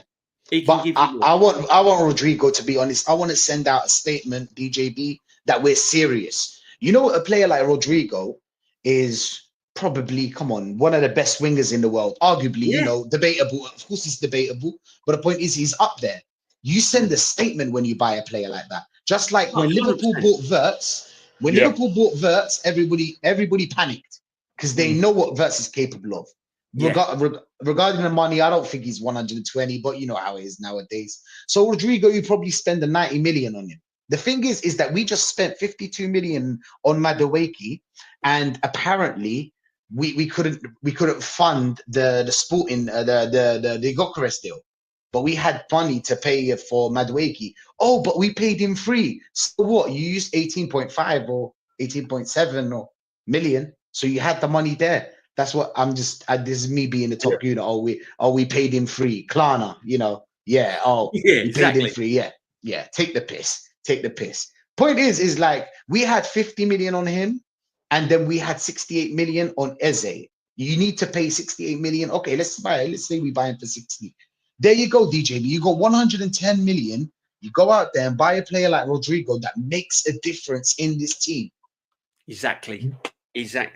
The only thing is, right, this is what we're saying, right? Apparently, Liverpool, PSG are keeping Martinelli and Liverpool, on the Rodrygo. But they're not alone. Real Madrid also monitoring Liverpool centre back as well. But this is they are monitoring Rodrygo, Liverpool, PSG. Of course they are. We're not going to be the only ones in for this guy. We're not going to be the only one in for this guy. It's just not going to happen, is it? You know what it is, DJB? If you're Rodrygo, you're a top player, you play for Real Madrid, you want everything. Nearly everything. Probably everything. How can I sell you the idea to play for Arsenal? How can I sell it to you, DJB? It's so hard to sell the idea to play for Arsenal unless we're the only team to aim for him. Because apparently, you know, Gyokeres, I was wondering why is nobody in for him? Today, someone in my chat, I don't know if it's true, he told me that it's because he's 27, obviously, and that he has like a hamstring injury kind of issue. Not now, obviously, but that's what he gets. So we can only buy players that nobody else goes for. For example, we need to pay over the price as well. For example, Declan Rice. City came in, gave them 85 million and said, this is how much we value Rice. If you say no, we walk away. Exactly. They said no. We came in, we had to pay 105, sorry. That's 30 million. Okay, sorry, 20 million more because we paid over the price. Havertz, Real Madrid wanted Havertz, but they wanted him for 20 million. They came in, they said 20 million. We went said, no. We went 65. We paid 45 extra. Yeah. So we need to pay 140 million for like Rodrygo and probably pay him like 500 bags, 500 bags a week. But I think the only way we're going to get Rodrygo, and Arsenal fans ain't going to like me for saying this, and Kenny said it as well. The only way we are going to get Rodrygo is if we sell Martinelli or someone like that. Big up Scott Lynham. Thank you very much. Would you take Gordon at Arsenal? Yes, he would be another one. Yeah. Lookman would be one that we look for. That we looked at earlier. Lookman looked at earlier. I would take Gordon. Big up Scott. Thank you very much indeed, my friend. Thank you for your support. Normski. It wouldn't surprise me that once Gyokeres is announced, would it surprise you if that's Arsenal's window done? Zubimendi, Gyokeres, Madueke, Kepa. I like to think it's not. I like to think it's not because, you know, I've got my mindset on this Eze. I think more Eze. I think the reason why more Eze because I think it's a more doable one Big up, than the Such. Rodrygo. I think the Rodrygo is almost like a pipe dream out there. But I'd think, and I think it's just this Madueke situation. We've just gone and spent 52 million bags. Yeah, That's the one. Yeah, we've gone and spent it on a player that is just going to be a squad player. You know what I mean? Or a stocking filler, as I'll say. So that's where I think we've gone wrong, and that's why I think we will call it a halt if we don't get any more other players because of that. Because we talked about earlier on about the Rodrygo situation, that if we lose out on Rodrygo, why did we lose out on Rodrygo? It's because we didn't have the money. Why didn't we have the money? Because we went and spent it on Madueke. Yeah, I think, as you said, we could have held out for a couple of weeks, 3-4 weeks, see what was happening, and then we'll see what won. You know what I mean? But they decided that Arteta wanted his man, and it is an Arteta signing. It's come out. Fabrizio said it. Ornstein said it. He wanted him. He wants this versatile player that obviously can play on the right, but also can play on the left. And then you've got your people talking about him being as talented as Salah. I mean, come on. Oh shit! Who said that? The TikTokers. The typical TikTokers. Those mutants. They're terrible. They're terrible. You know, that's what it is. They gas them up and everything. But yeah, that's what we're up against. Yeah, that's what we're up against. Yeah, we know what we're up against. Yeah. We know what we're up against. But it's starting to turn, DJB. You saw what they did to the mural. I'm not saying obviously, but you saw what they did. You saw what they did. Did you see the video? Listen, yeah. The streets, on the streets is Arteta out. I think online is Arteta in. Do you know what I'm saying? They just sold this idea. Like, listen, the problem, we're gonna face a lot of problems. I don't know if you're gonna talk about this next, but we're gonna face a lot of problems because let's say Martinelli, how are we gonna get him off? He's 180k a week, DJB. Is he gonna take that pay cut? Is he going to take that pay cut? Because if Bayern Munich want him, they're not going to pay that guy 180k a week. He scored 6 goals, DJB. Man. He scored 7, sorry. Do you know what I'm saying? I feel sorry for Martinelli. I feel sorry for Martinelli because Martinelli, under a proper manager would have absolutely been a top player. He would have been a top player. And he's just become bang average. He's just fallen off a cliff. He's become a bang average player. And it's so sad to see, man, because I don't want to see him. I don't want to see him just rot away in Arsenal. Do you know what I mean? I want to see him. If it means getting out, moving on, then so be it. And we might have to cash in on him. But you're right, Rashid, because how are we going to get rid of him? But this is the problem we've got with a lot of the players. Look at Jesus. Look at Havertz. Havertz could become a really expensive bench player. Look at him, man. Where's he going to start? Is he going to start over Gyokeres? No. Yeah. Is he going to drop Odegaard and play him in a 10? No. I mean, look how much he's. Is he going to drop Rice? Rice, 150 million. No. You see, he got himself into this problem, DJB. They gave you money, they gave you a budget, and you can do whatever you want with it. But this is what we've been saying, though. We've been saying it on streams for months and months and months. Normski. And you've been saying it, Rashid's been saying it, Lee's been saying it's the long-term damage that this manager is going to cause with all of these signings and the money he's wasted. We're all getting gassed up. Oh, yeah, we're getting Gyokeres. Look what we're doing. Look at all this madness we're doing. And we're right to be excited. But let's not forget the money that's been wasted at this football club. Look at the signings. And now we're left with all these players and they all want a piece of action. They all want to play. But this is what I said earlier. This manager now has got to manage these people. You know? He's got to manage these people. He's got to say to Havertz, sorry, you're not in my plans this season. Yeah. He's got to be brave enough to do but it. How would you sell it to the Arsenal fans, DJP? He got himself into the good thing is for us is that this guy got himself into so much trouble that he's gonna have to get sacked at the end of the season because you can't sell it to the people. What are you gonna tell them about Madueke? What are you going to tell them about Madueke when he fails? What are you going to tell them about Havertz on the bench, 65 million on the bench? Who are you going to bench? Who are you going to bench? Now you've got Gyokeres, so you don't have any. This you is don't why he have any wanted excuse. Sesko, though, wasn't it? This is why he wanted that's Sesko. why. Because Sesko was a project, so therefore he could have rotated Yeah. him. He could have put him on the bench. He could have played Havertz. And then if it had all got wrong, the excuses would have been, yeah, but Sesko was bought for the future.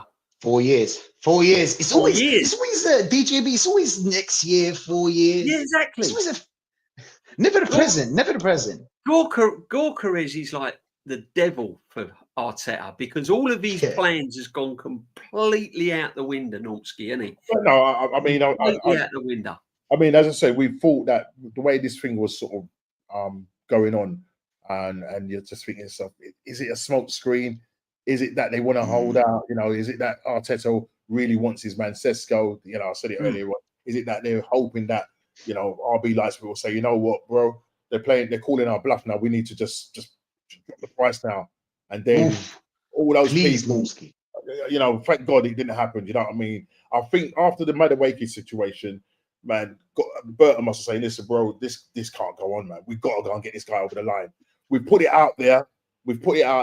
We've been quibbling over £3.5 million or whatever it is to get this guy. Do you know what I think's happened? Do you know what? I just want to big up Mims Kramer, big up the chat, big up. Make sure you're subbing to following Rashid as well, and Nonsky and Aaron earlier. Make sure you're following to Rashid.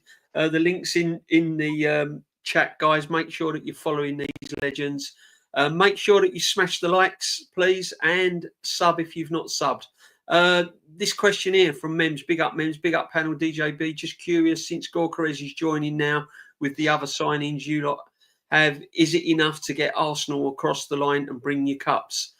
Me personally, bring us cups. Got the same problem. I think it'll bring us. I think with Gyokeres there, I think it'll bring us a cup. What cup that will be? I don't think it'll be a major in terms of the league or that. I don't think we're there yet, and the reason why I don't think we're there yet is because of our midfield.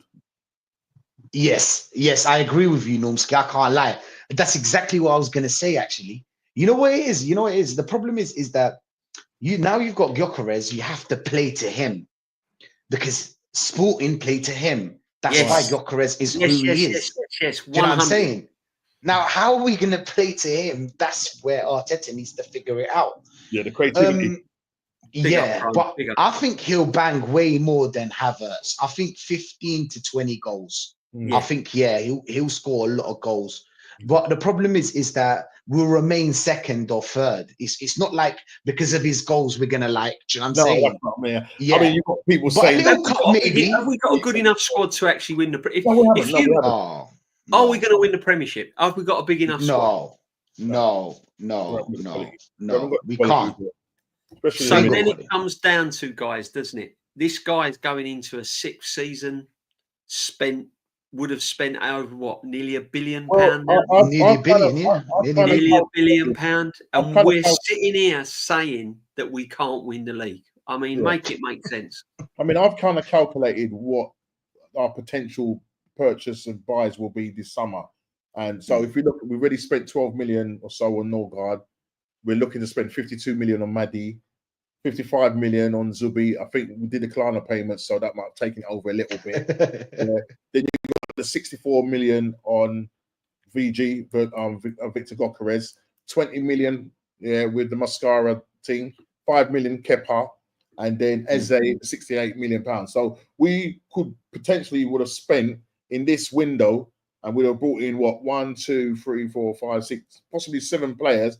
We would have spent nigh on 276 million pounds. Right. Wow. Right. So that's a lot of money. That's crazy. When I think about that kind of money, I would expect our midfield to be a lot better. Thank you. This question is 380k. Right. My answer to that is, right, if this man is coming in and he's an out-and-out goal scorer, and he's seen man like Havertz on 280 grand a week, and he's a midfield player on 280 grand a week, and this guy's coming in as an out-and-out striker, he's got to be near on them wages, isn't he? Because if you're Gyokeres and you're seeing Havertz on 280 grand a week, and you're going to come in and you're going, hang on a minute, you're paying that midfield player 280 grand a week, and he's banging in 9 goals a season. Yeah, I'm scoring like 50, 60 goals, and you're. How much do you reckon this guy's going to be on realistically if he comes in, Gyokeres? like this, 320. Yeah, I would say about 320, Yeah. 300, 320. I don't think it'd be like 380. Something like that. He's not going to go and get 100 grand more. Maybe 300. Maybe Yeah.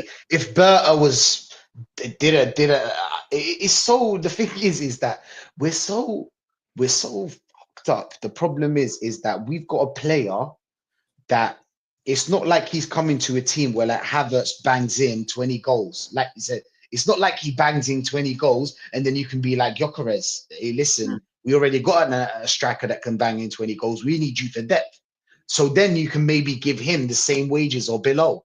If you've got a striker that scores 12 goals a season and you gave him when I say you, as in the Arsenal board, whatever, Arteta gave him 285k. And you know what they told us about the Norgard deal? You know why the midfield is weak? When you asked them about the Norgard deal, we were saving money for Gyokeres. We were saving money for Gyokeres. There you go. Saving money? All right, cool. Now you have to pay money. Now you have to pay all that money that you saved. Problem is that our striker, our forwards got better, but our midfield stagnated or got a little bit worse. So we fix. It's always like a puzzle with Arsenal. There's always the last piece. You know that last piece of the puzzle that they're talking about, DJB. That last piece of the puzzle, it always exists. There's always a last piece that we forget or somehow we don't do in that summer. Now, the last piece is that midfield. It's not about the left wing no more. You've made the midfield so weak that we have to now think about the midfield more than we think about a left wing. I thought that Partey is going to stay. Obviously, we don't know Partey's situation. They did, but we're not going to talk about that. I'm talking about. I thought it was Partey Zubimendi. That's a sorted out midfield, DJB. That's a sorted out midfield. Yeah. You don't need. There it is there, Rashid. I brought it up earlier on, mate, but you weren't on the stream. But there it is there, right? Good evening, Jez. Good evening. Good evening, Jez. Make sure that you sub and follow Jez as well. Jez is Arsenal, my friends. There it is there. I brought it up earlier, Rashid. Let's say the window's shut. This is it. The window's shut because I reckon there's only going to be one more signing, personally, unless we get players out the door. If we don't get Trossard out, because you've still got lots of players on big wages at this football club. So I don't know where the money's going to come from. I reckon Gyokeres. Trossard's going to leave. I think Trossard's going to leave. Yeah, I don't want him to leave, to be honest, DJB. He's not on a lot of money. Yeah, he's not on. When you think about it, he's not on a lot of money. No. Do you know what I'm saying? And he's a good squad player. You know, he's always a guy, not the main guy, but like the squad player. Sometimes, some games, Trossard plays. That's the whole. That's a football squad, right? You played football, DJB. You don't just walk in and go to the starting lineup and that's it. You have no accountability. You can just miss all game, no score, no goals, and the guy in the bench never gets a game. No, it doesn't work like that. It's competition, healthy competition, obviously, but it's competition. You have to have it. You got to have it. But there's our midfield, right, Rashid? Right? Let's say that's what we're looking at going into Old Trafford. Now, to me, you got what? Moreno on the bench, Nwaneri, Norgard. That's where the problem is still, in it, midfield. Yeah, I think like Spurs looks like they're going to give Morgan Gibbs-White, and I was banging on about Morgan Gibbs-White. I don't know why we didn't go for a Rodgers or Gibbs-White. You know, Rodgers, Rodgers. What we're saying, man, because that is the problem, isn't it? This midfield, and when you look at it, it tells you everything. If he's dropping, exactly. But where's Gyokeres going to get? Where's he going to get the? Where's he going to get the service? Where's he going to get the service? You want to hope that Odegaard steps up. I mean, as I say, last season he can't be playing like that. The season when he was banging that 22-23 season, 15 assists and 15 goals. So I'll tell a lie, and 10 assists. I think it was. He needs to get back to that level. Do you know what I mean? And then when you've got a kind of player that wants, who plays off the last man and wants ball to feet and that. He's now, you know, Odegaard's now got to start thinking quicker. When he picks up those balls, especially on the half turn, don't be dancing on the ball. Get it out quick. Get it out. If you're going to get it out to the wings, because you'll get from the Saka, you'll get your creativity from Saka. Yeah. But you've got to get that ball. You've got to move the ball up to him quick. You've got to get it back to Victor quick, because if not, if we play the same football that we played last season, yeah, you know, we're going to get found out. He needs ball to feet, quick time. The guy's quick. Yeah, he's quick. So let's play to. But this is where Zubimendi. This is for me. Zubimendi's like for like. He's going to slow the game down. No, but I don't know. The thing, what I'm saying, he's got to play to the strengths. He's got to. Arteta is paying 15.6 million. He's got to turn it around and change the way he plays. Yeah, he has to now. Aaron talked about a 4-2-3-1, and if you had a Rodrygo on that left hand side, bro, yeah, because then Declan Rice plays as that double pivot, and then you got Eze as that 8, or as I said, you could move Miles Lewis-Skelly from the left back, bring him into the 8 position, and go and get a proper left back. Go and get a proper left back. Yeah, I'd say Skelly midfield. But, I'd put but at the moment, this is what we're going with. He's going to go with Skelly. Yeah. And whoever's going to be the backup is going to be Calafiori, who's never fit. So that's the problem that we're going to have. And we've got rid of. Look, I mean, if we're going to get rid of Zinchenko, he's going to go. We've already got rid of our best left back, which is Kieran Tierney. Then we still need depth there, and I don't think Calafiori is good enough as a for me a backup. You spent 40 million on the guy, 40 million pounds. Oh my days! Oh my day! You know what it is as well, yeah. Wasted, man. Go on, Rishi. Yeah, you know what it is, yeah. When you look at the midfield, the problem is that there's no tech in that midfield. There's no players that can, there's no players that can make that difference. Like today, for example, Chelsea played. I don't know if you watched the game, but Chelsea played today. Incredible. I'll give you an example about Chelsea. You know what it is, yeah. They played James, and they played Caicedo. Both of them can get out of tight spaces. Enzo can get out of tight spaces. Facts. Cole Palmer can get out of tight spaces as well. Even Pedro Neto, but Pedro Neto obviously was doing the running, so he didn't need to get out of tight spaces. These 4 took over their 3. So what he did is overload that midfield. And then he overloaded those 3 players that he has, João Neves and Vitinha and Fabian. They didn't have time. Even if they play their football, they didn't have time. As soon as Chelsea get the ball, 1-2 passes, they're gone. They're through. Do you know what I'm saying? Arsenal, when we played PSG, do you know what we did, DJB? We went to throw-ins, DJB. Yeah, we went to throw-ins. Yeah. Normally, we were hoofing the ball. Kicking it 30, 40 yards, getting everyone up the field. Yeah, that's what we did. Yeah. Why? Because we can't get out of that. Do you know what I'm saying? Out of that pressure. We can't. We don't have that tech, and the players know it as well. Yeah, exactly. And did you see where he was playing Palm? See, that's another thing as well.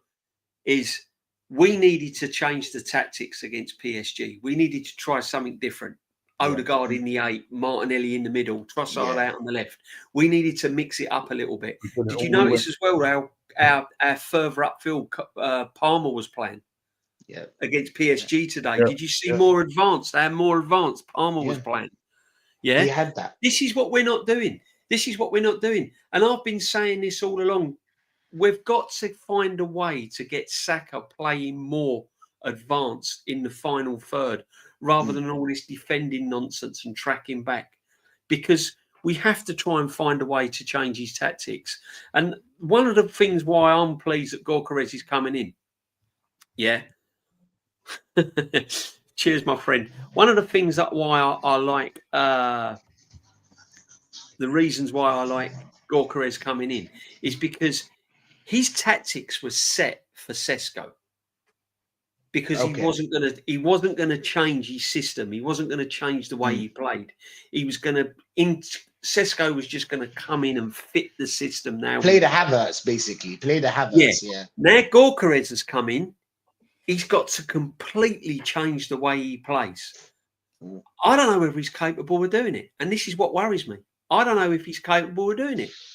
Well, we're going to see if he earns his money this season, DJB. We're going to see if he earns his money this season because, as I said, he's going to have the attacking player in Gyokeres. He's never worked with a proper striker since Aubameyang. All right, and then when he played Aubameyang out on left. Do you know what I mean? Or left back. That's what he does. So he has to earn his money. Yeah. So I want to see, right, come the start of the season. Yeah. But we know the chances are probably he's going to end up playing Kai Havertz. Yeah. When we go away to Man United, that might be. You think so? Well, there's a possibility. Yeah, there's a possibility. Arteta, man, he but I don't know how he'd sell it to the fans, even the top gooners. When I say the fans, I'm including every one of us, even the top gooners. How are you going to sell them the idea of them getting Gyokeres? That's a killer. I don't know how many goals he scored, and playing him on the left wing for Havertz. We still need goals from other areas, don't we? We still need Odegaard chipping in like he did a couple of seasons ago. We still need Saka banging. We can't read. This is what worries me, is that we're going to be heavily reliant on Gyokeres, even though we've needed a number 9 and we needed a striker. If we start relying and putting too much pressure, because he's still got to learn the Premiership. He hasn't played in the Premiership, and I'm not saying he's going to foul because a striker's a striker and he'll score anywhere, but he's still got to adapt to the Premiership, hasn't he? Do you know what I mean? And what's worrying me, if we heavily rely on this guy, we need goals from other areas. This is what I'm trying to say. He's got to change. I mean, there's this talk that he will sort of come in and take goals away from Saka and whoever. I mean, we won't get much goals from the left-hand side. And essentially, really, it's Saka. If you look really deep, it's Saka. He's going to take the penalties. Yeah, he's going to take the penalties. Yeah. But as I said, I think with Saka, I think he'll be creating more for Victor Gyokeres. I think he will definitely create more for him, and that as long as he's banging the goals. But at the end of the day, as you say, DJB, we must get the goals. Look, back in the day, Thierry Henry, Lundberg was scoring, and remember, Thierry Henry was getting golden boots back to back, and he's getting goals from all from the wingers. But that's TT. Midfielders were chipping in. I know it's a different level, different era, but this is what we want to see. We need, if we can get back to the level of 2022-23 season where you had your wingers banging, start playing with a bit of freedom. That's what I want to see. Yeah, and that's the thing. But it's a system. It's Arteta's system. It really does suffocate them. Yeah, and that's right, because they played the ball out so slow at the back. By the time we put it to the front, we can't break down as we know it. Low blocks, mid blocks. We can't. No. We didn't even deal with that issue. Looking at that midfield, I know that they didn't deal with that issue. I don't know. It's just always, they're never proactive. It's robotic. Do you know what I'm saying? Like, because when you think about it, our low block and mid block. That's why we lost. That's why we lost the majority of our trophies last season. Is because of that low block and mid block. And we didn't deal with that situation, did we? No. Who we bought? Did we buy anyone in that midfield to give us a little bit of creativity? Just a little bit of creativity. Nothing. We didn't. No. I mean, it's Mims. Big up, Mims. DJ, are you confident now the signings you have going into the new season? Do you have a change of mind now with the first 5 fixtures? Do you see Arsenal beating United at Old Trafford? Well, here's our first lot of fixtures, right? Rashid. What are we saying, guy? Because you've not. I'd say I brought this up before, but obviously, a guest. I've not asked you. I've not asked you yet. What are we saying on the first fixture? What are we saying up until the end of September? How many points?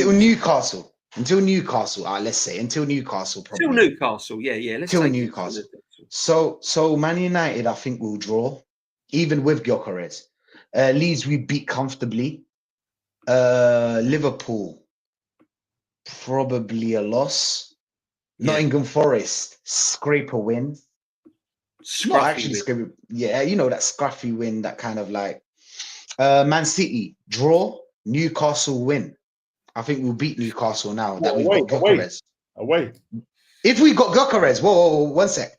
It's me saying if we get Gyokeres. If we don't, we're gonna lose against Newcastle. We're gonna lose against Newcastle. What did you say against Man United? A draw against Man United. What I know our record. A 2-2. A 2-2. I know our record is not that fantastic at Man United. They always seem to somehow. Yeah, I'm gonna say. But I think Gyokeres coming in. I think it's because remember Man United. I mean, they'll probably do their business eventually. But can you imagine they've done the only player they got over the line at the moment is Cunha. And remember when they first got that player over the line, we hadn't done anything. We was moaning and whatever. But I mean, now potentially we've got 4 players over the line. Looking at 5th player to go over the line. By the time the end of the window comes, we might have 7 players in, right?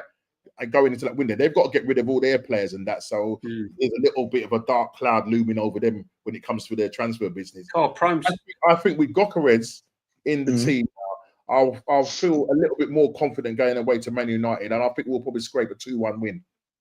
Wow, I hope so. It's always a tough game, man. That's a probably. Yeah. In it, DJB. It's always a tough game at Man United. No, of course. What you got to remember is we've struggled at Old Trafford, even with the Invincibles. Yeah, we struggle at Old Trafford. It's one of them games where squads, players, tactics don't come in. When was the last time we won there? And under Arteta, we haven't really set the place alight. I mean, when was the last time? Prome, my man Prome, always he's going for win, draw, win. So like, I respect that. I respect that. Listen, for me, I can see that being a very tight first game of the season as well. Was always a cagey affair. Yeah, I can see that being a draw. Now Leeds, I've said, what you got to remember with Leeds is that's a free hit for them. Playing a team like Arsenal this early in the season, to them that's like a little mini cup final. Because they've just come up from the Championship. They're getting one of the big boys out of the way very early. So if they lose, it ain't going to be life-threatening. It ain't going to be life-threatening. If they go there and put a performance in and get a draw or make it tough, they're setting the tone for the season. So Leeds is going to be a tight game because we never start well at home. First game of the season at home, we never seem to play very but we got Gyokeres, DJB. Come on. But we got Gyokeres. Yeah. So I am going for a home win. Okay. Anfield, no. Draw at best, but I can't see us beating them. Forest is going to be tight. I think it'll be an ugly. We'll probably win ugly at home against Forest. Man City at home, no. I think City will beat us, and I think Newcastle will beat us away. And that's with Gyokeres. So, What did we say, Rusty? What did you say with Man City? Did you say a draw? With the Man City, a draw. Yeah, I think we'll draw, win, loss. I think we'll draw. Win. Newcastle, I was saying that we're going to beat them. Newcastle, I was saying that they're going to beat us without Gyokeres. Sorry, but now with Gyokeres, I think we can beat them. He'll create enough problems for Newcastle to deal with. Man, they've got Elanga, right, who links up well with his Newcastle. They've got men like Tonali. They've got Isak. Remember, they've still kept Isak. We haven't beat them in how many? What is it? 3-4 now outings? Yeah, I think it's more than that. I think 5, something like that. 5 games or something like that. If you was to give me Eze and Gyokeres, then my whole outlook on those fixtures will look a bit different. Okay. So if you had Eze in there, I still think we need that creativity, either coming in off the left with Eze. What if Eze would come? What would you say about these? Let's say Eze and Gyokeres come. What would you say, DJB? Would you change your mind? What on those fixtures? Yeah, on those fixtures. Would you change your mind if we had? Yeah, I'd say we'd have a good chance of beating Newcastle away, Man United away. Yeah. Okay. If we're stronger in the departments. Yeah. But if we're, it is that midfield here in that sense, that Odegaard, because man, he sort of hides when it comes to those big games. If you've got Eze waiting in the wings, you'll see a different Odegaard. Trust me.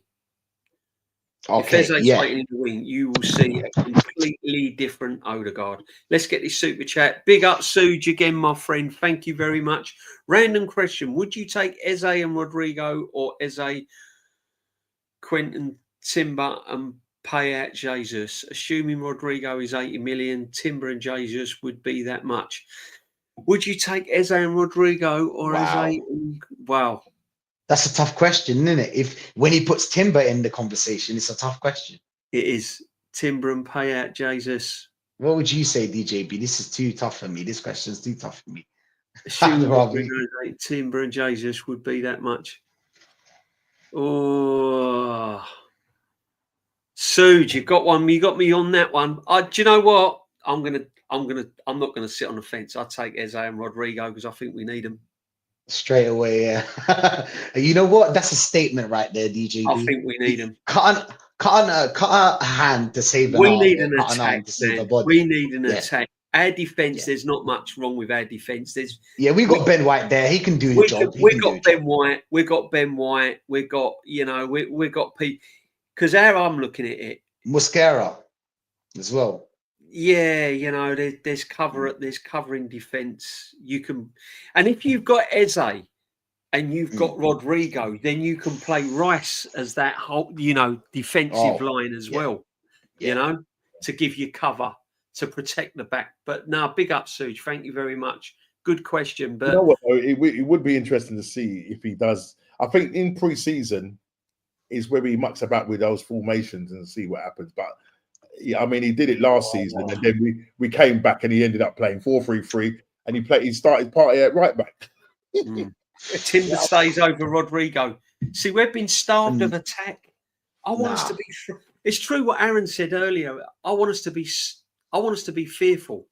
I want us to line up in that changing room, in that tunnel, and man, look at us and go, "Whoa, look at that! Look what we've got to deal with today."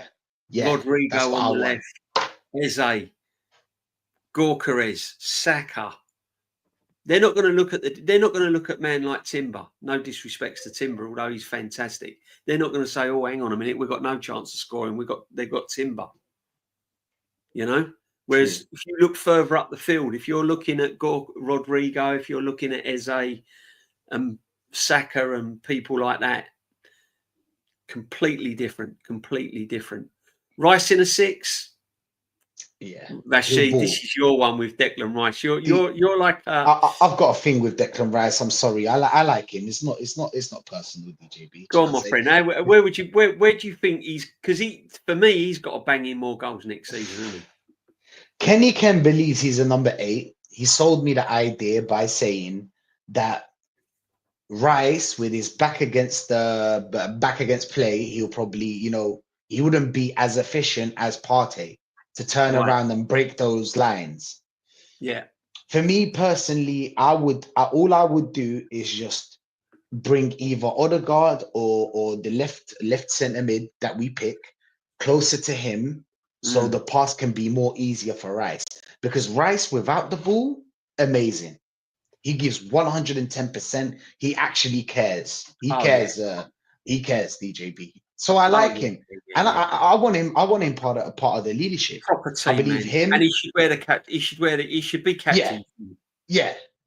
I think I'll give it to him over Gabriel just because he's English and he can talk. You know what I'm saying? It can be easier to communicate with the ref. Do you know what I'm saying? So you can play those little trick dark arts. Do you know what I'm saying? So I would pick Declan Rice because he can speak English better than Gabriel. Do you know what I'm saying? But But in that sixth role, I'll be real with you. You've got Zubimendi there, Rice. Beautiful competition. Some games you play Rice, and some games you play Zubimendi. It's how football works. If you play well, you stay. Because you rate him, didn't you? You love Marino, man. Where would you play your man Marino? The new set. See, we've got 3 centre forwards now. We've got Marino, we've got Havertz, we've got Gyokeres. Come on, Noxie. We're spoiled and we've the choice. Where's Marino going to play? Oh shit! But, is that proving now to be? When you look at it, right? Zubimendi, Rice, Odegaard, stroke Eze, right? Why the hell did we buy Marino? He didn't think. He didn't think this long. He was just thinking present. You know what we bought? We bought Moreno. People sold us the idea of Moreno just because he scored a goal against Germany. That's how they sold us the idea. And he played in that Spanish midfield. I told them that I can play in that Spanish midfield, and you wouldn't notice something that's different. Do you know what I'm saying? I've got Pedri next to me. I've got Correa. I've got how many players? Gavi. Gavi and Pedri are all right.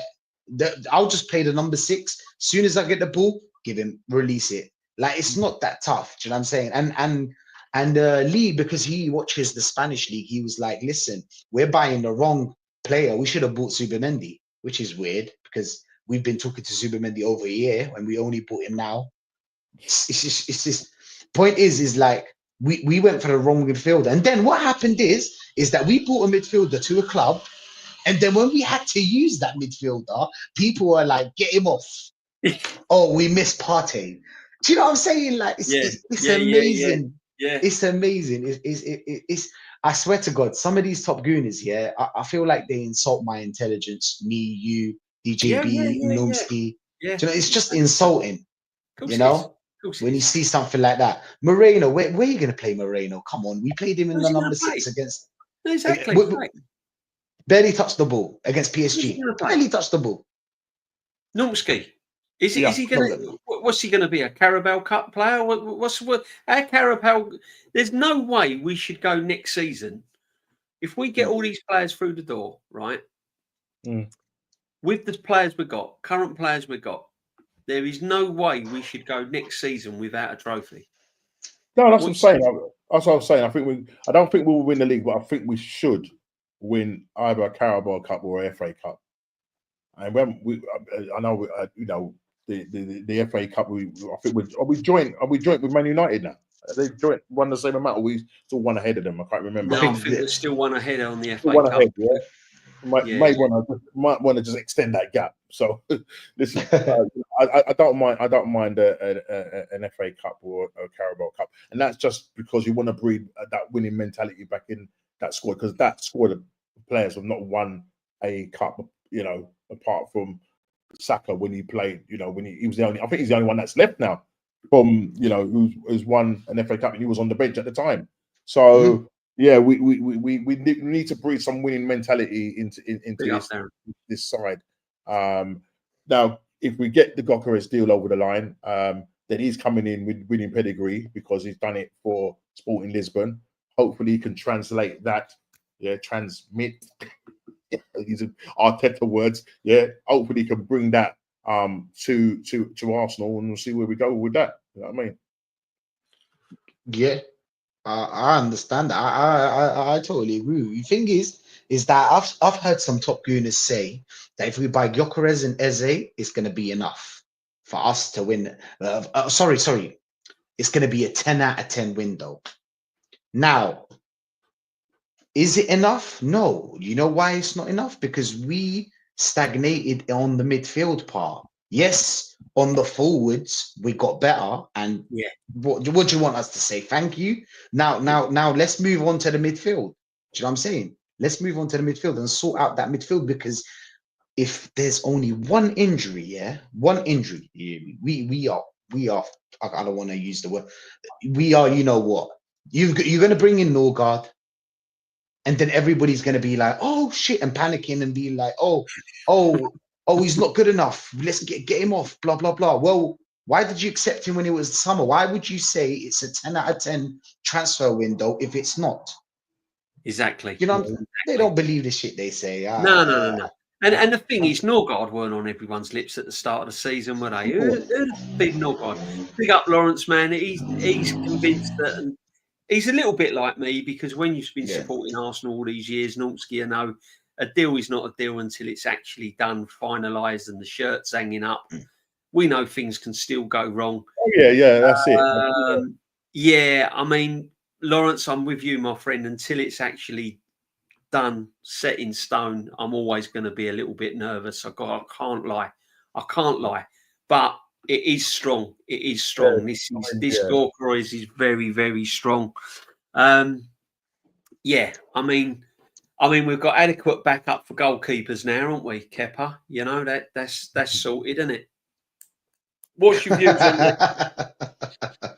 See, Oh, I'm a little bit. I've taken some well pelters about the Kepa thing. I'm a little bit on the side of if you're going to buy a backup goalkeeper, you don't want to be spending loads of money on him because he ain't going to play. So 5 million for me. and he's not that good enough for DJB. He's got a lot of he's a bojo. He's got bozo moments. It's not that he's got bozo moments. You don't want a goalkeeper that has bozo moments. You'd rather a steady good goalkeeper, just an ordinary good goalkeeper. Go out there. I remember one time he was the most expensive goalkeeper in history, wasn't it? 75 mil. I think that's like but we haven't paid. I mean, I don't know. We've kept. Why didn't Bournemouth buy him? Here's another thing. He went to Real Madrid. He lost his place to the third choice. The third choice. Come on. See, but this is what I'm trying to say. But people are saying, I said, like, why would you go and spend loads of money on a backup goalkeeper when you need to be, they'll tell you 5 mil. When you need to be spending it in other areas. And then we go and sign Madueke for 50 odd million. And now I'm thinking, hang on, I'm backing you because you've not spent too much money on a goalkeeper. And now you've gone and signed Madueke. Insulting. You've just kicked me in the nuts. Do you know what I mean? I'm thinking, what's going on, brother? You know? Yeah. DJB is insulting. They insult our intelligence. They tell you a story and then it's just a lie, a bunch of lies. It is. I could see the point. I could definitely when they signed Kepa, I thought, okay, 5 million, because we need to spend more money on other areas to strengthen the team. And then you rock me up Madueke at 50 odd mil. I can't get my head around this signing. I'm hoping I'm going to be proven wrong. I'm hoping the guy's going to come in and he's going to shock us all. But Madueke, can anyone see it? Can anyone see any positives? Listen, you want to take this one? I'll say it again. It doesn't matter who we sign. We have to support who we sign, and we have to hope that he does well. I don't want to abuse and personal abuse him, his family. No. I'm not going down that road. You don't abuse players and all that. But on a football, is there, Rashid, any positives on Madueke? Come on, you must have seen something.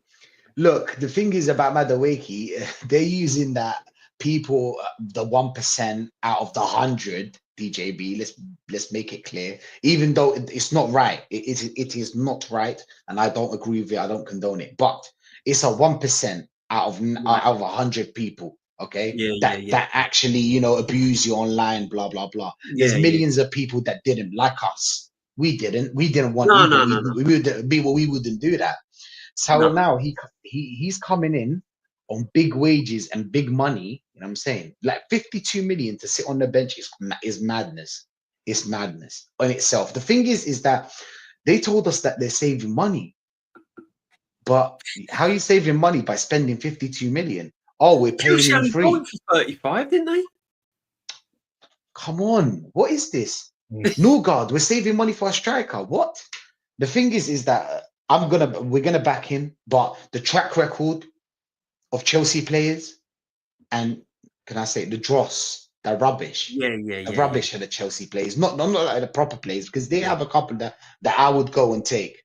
Caicedo, Cole Palmer, I'll take those. Pedro Neto, I'll take him. Do you know what I'm saying? There's a couple of players there that I'll take, but the track record just explains itself. DJB, we can't be doing this every season. The thing is that they've done it before. See, the problem is with people is that this is how it works. It's not the player's fault that he signed. He got the contract and he take it. Obviously, he'll take it, the money and whatnot. But the point is like now you're here. What we do is we have to be strong against this, and everybody raise their concerns to the Arsenal board that this is unacceptable. Okay, we'll let this slide. But this is unacceptable.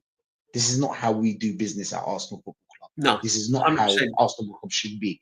The thing is that it's happened before. Havertz, and we allowed it, DJB.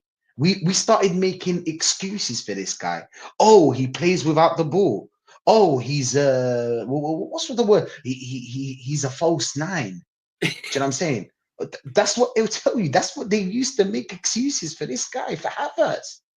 That's what they used to do. Yeah. And they'll make excuses for Madueke. Man, what's the obsession with Chelsea?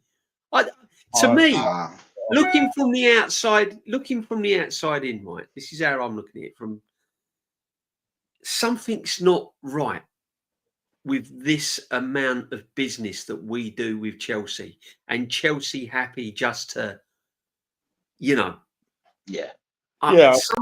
something's not right. I don't know what it is or what, but what we're looking at. What, 6 Chelsea players? What we're spending now on nearly 120, 130 mil on a bunch of rejects, and Kaya being the main one. Well, and second behind him now, Madueke. Do you know what I mean? They must have something on there. There's probably some pictures somewhere. Yeah, some pictures of Josh Kroenke or Stan. Yeah, in an uncompromising Bowley and everything. and every time, right, he gets on that phone, right, to Todd Bowley, and Todd Bowley goes, "Listen, bro. You need to take one of our. Yeah, you need to take one of our players." Nicholas Jackson. Listen, the next one will be Jackson on loan or something last minute. Thank you. Do you know what it is, DJB? Yeah, I'm into conspiracy theories. I'm a person that's into conspiracy theories. Yeah. I don't. You know what I'm saying? Other people don't. I understand, but there's something going on. These two are friends. They're both American, and there's not a lot of billionaires out there. Let's be honest. They hang out with each other. They're not going to hang out with me, are they? Obviously, they're going to hang out in their own places, where the money at. So they're going to be seeing each other. Some shady shit is going on. We already, I think, didn't Edu have like a case where like embezzled money or something like that? I don't know. They were talking about it. Yeah. Do you remember that one? Yeah. By the way, they want to fire him at Nottingham Forest. By the way, they want to fire him. Yeah, they're furious at him. What happened to White Gibbs? They're furious. He's a shit. I don't know why he's so passionate about being in football, a sporting director. You've got enough money, just be something else. Was it because the owner didn't know why he's kicking up? I don't know. I don't know. I think it was illegal. They moved to him illegally, to the player. Obviously, it can't be Edu's fault only. I heard it. But Edu should have been proactive. Huh? Yeah. I heard it was because the owner only found out about it. He said, "No, this ain't happening." Yeah, because he's losing lots of players. He's lost the Langer. Yeah. But he's done the sort of same thing. Like when we had that little thing with Crystal Palace, innit, to do with the Europa thing. So he can be a bit of a, you know what I mean. But it's crazy. We'll see what happens. But there's some shady stuff, Moomski, going on there. Shady, man. I don't know. DJB, are you into conspiracy theories?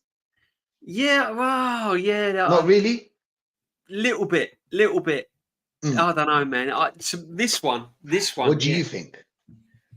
I think, there's something going on. It's just weird. I've never known it in all the years I've been following football.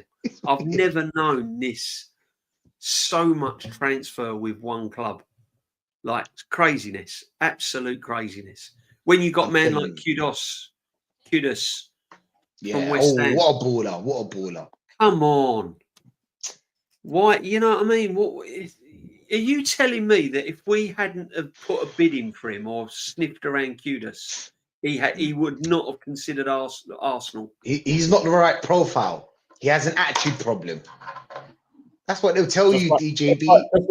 Just like Kepa, just like Madueke. Attitude problem then. If that's the attitude, because we didn't sign Tony, right? Because apparently he had a bad attitude. But we're going to sign Gyokeres, and this man has Dan tools at his club. Yep. And I'll give you another one. He's refusing to train. He's saying that he doesn't want to play for the club. He's not turned up for training. Now, if that's not an attitude, if that's not someone who's strong-willed and a problem, what message is that sending you out? If this man Arteta is true to his word, we never signed Tony because of apparently his attitude. Kudos, Kudus because of his attitude, and yet we've got a man like Gyokeres not turning up for training and refusing to play. Do you remember when Kepa? So just this, Do you remember when Kepa refused to come off? Sarri was the manager at Chelsea at the time. He refused to come off. That's an attitude problem right there. Yeah, exactly. It's they pick and choose. They pick and choose who. Come on, they pick and choose who. If they don't want us to go for the player, they'll tell you, oh, attitude problem. There's a striker out there for like about 50 mil. His name is Osimhen. Would you not go out there and buy that 52 mil that you spent on Madueke? Wouldn't you go out there and buy Osimhen and Gyokeres? So now you've got competition, my friend. Two ballers. Do you know what I'm saying? Now you've got competition, my friend. If you Gyokeres don't score, Osimhen's coming on, and so on. Or we can play with two strikers like back in the day. But the point is that you have a lot of options that will fix your goal scoring problem. Facts. But no, he has an attitude problem. Do you know what I'm saying? Madueke does gang signs. Literally gang signs. Like, doesn't he have an attitude problem? Come on, they always pick and choose. They pick and choose. It is picking and choosing, but I mean, it's whatever happens, my friend. We have got to get the players in. We've got to hit the ground running next season because this manager is under so much pressure. And Ornstein is saying about, there's no pressure on this manager. There has to be pressure on this manager. You can't spend that much money and have all these players in the door and have all these players at the club: Saliba, Saka, Gabriel, Timber, Rice. Even that squad last season was good enough to win a trophy. Yeah, you add the additions this season. How is he not under pressure? Come on, he not under pressure? Yeah, no. Definitely. Yes, he's got to make it work. Yeah, as I say, chickens are slowly. Do you think he's under pressure, Normski? Do you think he's under pressure? Oh, he's definitely under pressure from us, bottom gooners. Yeah, obviously, but I mean, the 80%. Do you know what it is? Is that when the Madueke thing happened? Yeah, there was you saw what happened to the murals and stuff like that. There's a slight turn, start to whatever. So I think now with him giving the tools, that because as I said, give him the tools, and Matty said, give him the tools or give him enough rope to hang himself. Now, if it doesn't go the way it should go, because now he's got the tools. Remember, he's going to be spending nigh on nearly £1 billion, right? So he's got no excuses. No. So if we end up sort of out of the top four, as Shane is saying, that he can see us finishing out the top four, whether we have Gyokeres or not, he can see us finishing out the top four. And I think if we do finish out the top four, we don't put in any kind of challenge, we don't win a domestic trophy, then I think you'll start seeing the tide start changing. Do you know what I mean? And I will definitely know, because DJB, Aaron are going to be down at the old stadium, so you're going to really be seeing it firsthand. You're going to be at the coalface, so you're going to. It's going to turn quickly. It will turn quickly. I think patience are running out, and it's true what Rashid said. I think it's mainly online that's backing this manager. Yeah. I think in the real world stadium, in and around the stadium, I think that is you can see now that patience is running out. 60-40, something like that. Yeah, it has to. It has to. Even the players that have had enough. Even the players. Yeah, their body language tells you that. They didn't applaud him. No, exactly. But how long can you, as a player, keep turning out and running your backside off and trusting this manager and going out day in, day out, working hard, doing this, doing that, playing his system, playing the way he wants to play, and then winning nothing? Because eventually Saka's going to go, I don't want to be the next Harry Kane. Do you know what I mean? Saliba, I can see him, if it's all gone wrong by Christmas, I can see his head being turned in January. PSG, someone like that. You know what I mean? Do you think if they bring in the obviously the Gyokeres and Eze, do you feel that more likely that Saka will probably be the one to sign as opposed to Saliba. I think Saliba will still be like, let's see how. Let's see. Yeah, see how Saliba wants to see the year out. I Yeah. feel like Saliba wants to see the year out, and do you know what it is, Norms? Yeah, I think with the additions, yeah, I'll be honest. I think we can win a cup. The problem is that for me, it's not good enough. No, it's But not. for the top gooners, they can sell it to us. Oh, Yeah. see, now he's got his last piece of the puzzle. He's got his striker. Watch what we do next season. This is the season that I'm talking about. Like, Right, yeah. So I think a lot for these Yeah. top winners, they're saying a major trophy is what they want. It's either the Champions League or the Premier League. An FA Cup, a Carabao Cup is not good enough. It's yeah, not but deep. what I if we don't get think- I don't think- semi-final? Do you know? That's how they sell it to me. What about if we beat PSG in the quarterfinals? And that's good, isn't it? Yeah. That's good enough. Yeah. What if we beat PSG?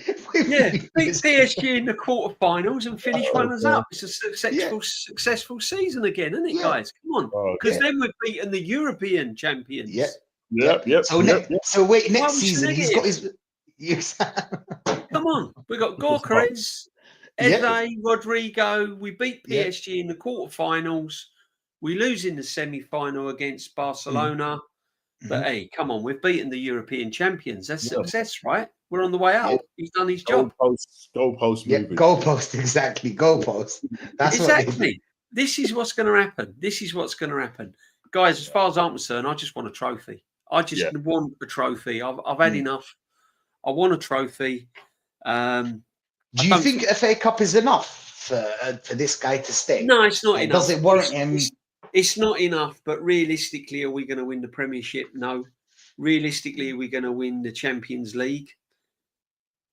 I would say no, but if we get the players in, I personally think we've got more chance of winning the Champions League than we have the Premiership. Yeah, okay. And I think we said that last season as well. I think our game is suited more to the Champions League with the players coming in than it is the Premiership. I think we're too rigid for the Premiership. Whereas the Champions League, you can get away with playing like teams open, because in Champions League teams open and actually teams open. Exactly. So I think out of the two, I mean, if we win the Champions League, I'll be over the moon because I've never seen. We've never seen. Then he can stay. Yeah. London will be locked down, brother. London will be locked down, brother. Oh, mate. They just don't want to be. They won't want to be around us when we win the Champions League. I tell you that. They don't. Yeah, I just need a trophy, man. I need a day out. The fans need a day out. We need a trip to Wembley. We need a day out. We need a trophy. We just need a lift. We've not. We can't keep coming runners up and knocking on doors all the time. You know, eventually we've got to be let in. You know, it's ridiculous, man. It's crazy. But for me, the manager should have gone at the start of the season. He shouldn't be here. He should not be here. We should now be getting these players in with a different manager and stuff like that. But anyway, guys, I'm gonna wrap it there. Nomski, what can I say, brother? Thank you for joining me again. Guys, make sure that you're subbing to these guys. Make sure you're subbing to this channel. Make sure you're subbing to all the channels. You're smashing the likes. If you haven't smashed the likes, please do so. Make sure that you, I think Lee's still live, so make sure that you go over to Lee Gunner. Tell him that DJB has sent you and show him some love. I would redirect you, but I'm still learning. I think I've so you go to customization. Yeah. Let's go customization. And then you'll find it at the bottom. Yeah. Did you find it? It's like an ad. I can't get on for some reason or other. I can't get on my studio, man. Hang on. Oh. No, I can't get on my studio at the moment. I don't know why it's not letting me on my studio. No. Won't let me on my studio. But anyway, go over to Lee's. You know the score. But chat, listen, thank you very much for being here tonight, as usual. What you got coming up, Nomski? You got some things coming up? Yeah, tomorrow we're back on with Aaron. Oh yeah, we got the show, haven't we? OGs, show. So it's back on, and I'm sure we'll hear further details concerning the Gyokeres situation. As I said, Might be You know, done and until- dusted until by we them, see- my friend. Yeah, until we see Berta or him sitting next to him, arms around him, and him pretend to sign, then we'll say, yeah, great. You know what I mean? But anything can happen. Anything can happen. So we'll see. We'll see what happens. Yeah.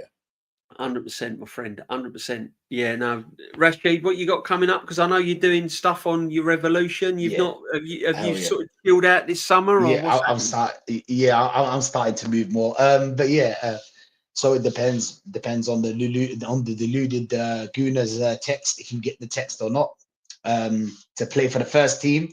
So yeah, that one. And then I've got Wednesday, 7 o'clock. I do my little show. Do you know what I'm saying? It's Nice. going to be called Raise the Standards. That's going Nice. to be my show from now on. And Makes on Thursday, I'm on with Touchline. Facts. He's a Man United fan, so Oh we do yeah, a I know little Touchline. Yeah, big up Touchline. Cool. Yeah, No, we do big a up, little Arsenal Man United. So yeah, man. Thank you for having me on. Of course. Big up No, to the chat. Rashid, no, thank Salute you to for the coming chat, on, man. my friend. You're always welcome. Normsky, always welcome. Yeah, no problem, man. I'm doing a stream with Kenny Ken tomorrow. We're going to be talking more about stuff. Obviously, Monday tomorrow is the OG show with Aaron. So stay tuned. Yeah, just keep your eye out, guys. For there'll be streams through the summer, and we're going to be doing bits and pieces and here, there, and everywhere, trying to talk about this football club if they move. And yeah, it's all looking positive at the moment. Positive at the moment, but it's At the moment, yeah. yeah, Yeah. it's at the moment, mate. It's at the moment. You know, chocolate likes to melt a lot with this football club, doesn't it? Do you know what I mean? It's sort of like Trust me. 1 minute it's looking good, and then the next minute it's all over. You know. You know, so yeah. Let's But hope yeah, it's not- go over to Lee. Make sure you show him some love. Guys, thank you again. Make sure you sub, smash the likes. Thank you all for watching. Stay safe. Enjoy the rest of your summer. If you're not around, if you're going on holiday, just be safe. Love to everyone. Rashid, Normsky, thank you very much indeed. We're gone. Take care.